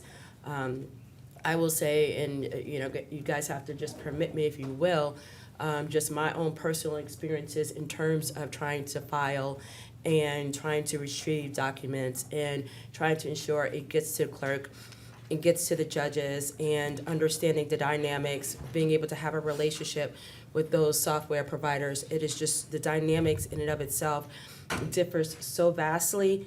The thought that we can sort of cross over, I think, is very unrealistic, to say the least, for whatever that's worth. And then just looking at the grade 15, and you know, we're talking about $34.96, and every dollar obviously matters, and we have to be great stewards. But in comparison to, you know, I'm sure if we took in short order a look at other municipalities and the juvenile courts and what, you know, tech is earning, particularly Fulton County and Cobb County, we'd see that, you know, this is a conservative, you know, request, particularly for that grade. So my suggestion is that, you know, if the thought is that we're going to hold out, or this committee's making a decision to hold out based on the idea that we're going to be able to have a crossover in terms of tech services, I would suggest, or, you know, that there may be a delay to next year, that we consider doing something different. But I yield back to, you know, this committee and what they think is best. Okay, no, and I appreciate that. Okay, so committee members, it sounds like Zach can get us some more information And we'll have to take a look at it. by Tuesday, just to They may need confirm a the bigger- right, They may need a higher position. Yeah. yes, Yeah. just wait, have the right sort of grade, position, and then the other, just have the HR look at it. So are y'all good to move forward with approval of these two items pending additional information by Tuesday? Okay, open the floor for motion. Just for the two juvenile court items, I move to move forward and with the approval for the juvenile court items for roughly $150,000. Second. Okay, and then Zach, can we can we work with law department to have a separate agenda item or some breakout that we can vote on just these two, separate from the actual agenda item that has more budget amendments? Absolutely. Does that Yes. work? Yep. We'll work with juvenile court to Okay. put the agenda item Okay, together. so the committee, all right, so all in favor, raise your hand, say aye. Chair votes aye, motion carries. All right, so we'll, thank you, Judge Murray, for Thank being you here. all Appreciate very you much for presenting everything. consideration. And yes, please keep in touch about everything you're working on and need We support will. with. Thank you. All right, thank you. All right, so we'll work with central staff and the law department to craft an agenda item that covers these two things for Tuesday. Okay, all right, Commissioners, we are past 5 o'clock. I think the goal really in having the budget amendment discussions started was just to get all the requests, and so we do have a pretty large spreadsheet. I imagine there'll probably be a few more coming in, so let's just, you know, keep that in mind over the next week. Send them to Jessica and central staff, Zach, you and TJ would like at least 2 weeks, maybe 3. Yes, So I think at a we're minimum, looking yeah. for a deferral kind of to the next FAB Abso- meeting yes. to work out these, how we're gonna do some now, maybe some later, and Right. just help us, scope out the plan. I think what we've collated here with the commissioner request, some might be for now, some might be kind of the larger CIP programs, SPLOS programs. So we're really looking for you and TJ to come back and help us figure out what's the best way to accomplish these requests. Absolutely, In the short absolutely. and medium term. Yep, absolutely. And what we're hoping, Mr. Chair, is to the extent we can, once we implement, the reason we're doing things like the pay-in-class, the facilities study, those can help us guide, where we need to spend money and what's the best investment of funds. So, Okay. Commissioner Johnson? Yes, I just wanted to make sure that we are noting that Commissioner Davis Johnson had put in for that additional 5 million in this as well, but since we've already Yes, approved we'll- it out of committee, we would need to remove it from this list. Okay, got it, we'll do this that. list. Commissioner Longspears? Okay, Commissioner Massey? Yes, I just have, and just so I'm clear in terms of the actionable items in the walk-ons, they are actionable as it relates to BOC meetings and special call meetings, is that not correct? I'm sorry, I'm That's okay. researching another question. In terms of being actionable, that's during the course of our BOC meetings and also our special calls. Correct, all you can do in committee is make a recommendation that something be held or move forward or be amended. Okay, fantastic. And with that, I have 3, but they're coming particularly out of my specific District 3 budget to be actionable during the BOC, with this being special call, just wanting to introduce them to see if we can have them be actionable during our upcoming BOC meeting. They're coming out of my funds, they're not particularly coming from a request from the funds in general. They're coming from District 3 Okay, specifically. you just didn't want to walk them on. That is correct. Okay, so, if we walk something on here, it's not really an advertised meeting, okay, Right, so. things have to be referred to committee. Yeah. Things have to be referred to committee. Committee is not generally a place where items originate. Sometimes presentations originate, but the Blue Books contemplate that an item will be added to the COW and then sent to committee from the COW. That's correct. Okay, All right, even if it's a special calls, because in the vein, and I think that's being the difference in when I was requesting that clarity, because it's my understanding, if it's a special called, and with this being particularly a special called, being able to do so.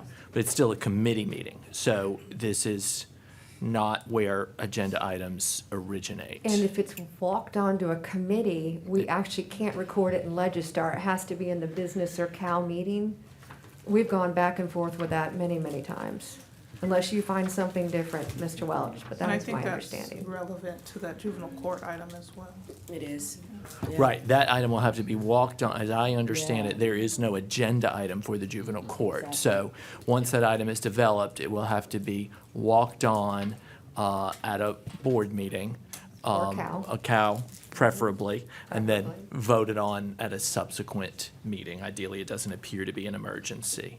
So, okay, items new to the agenda. During the committee of the whole, all items that received at least one commissioner's request can be placed on the agenda. Items submitted after the committee of the whole meeting, they request that the item be added at the next regular commission meeting.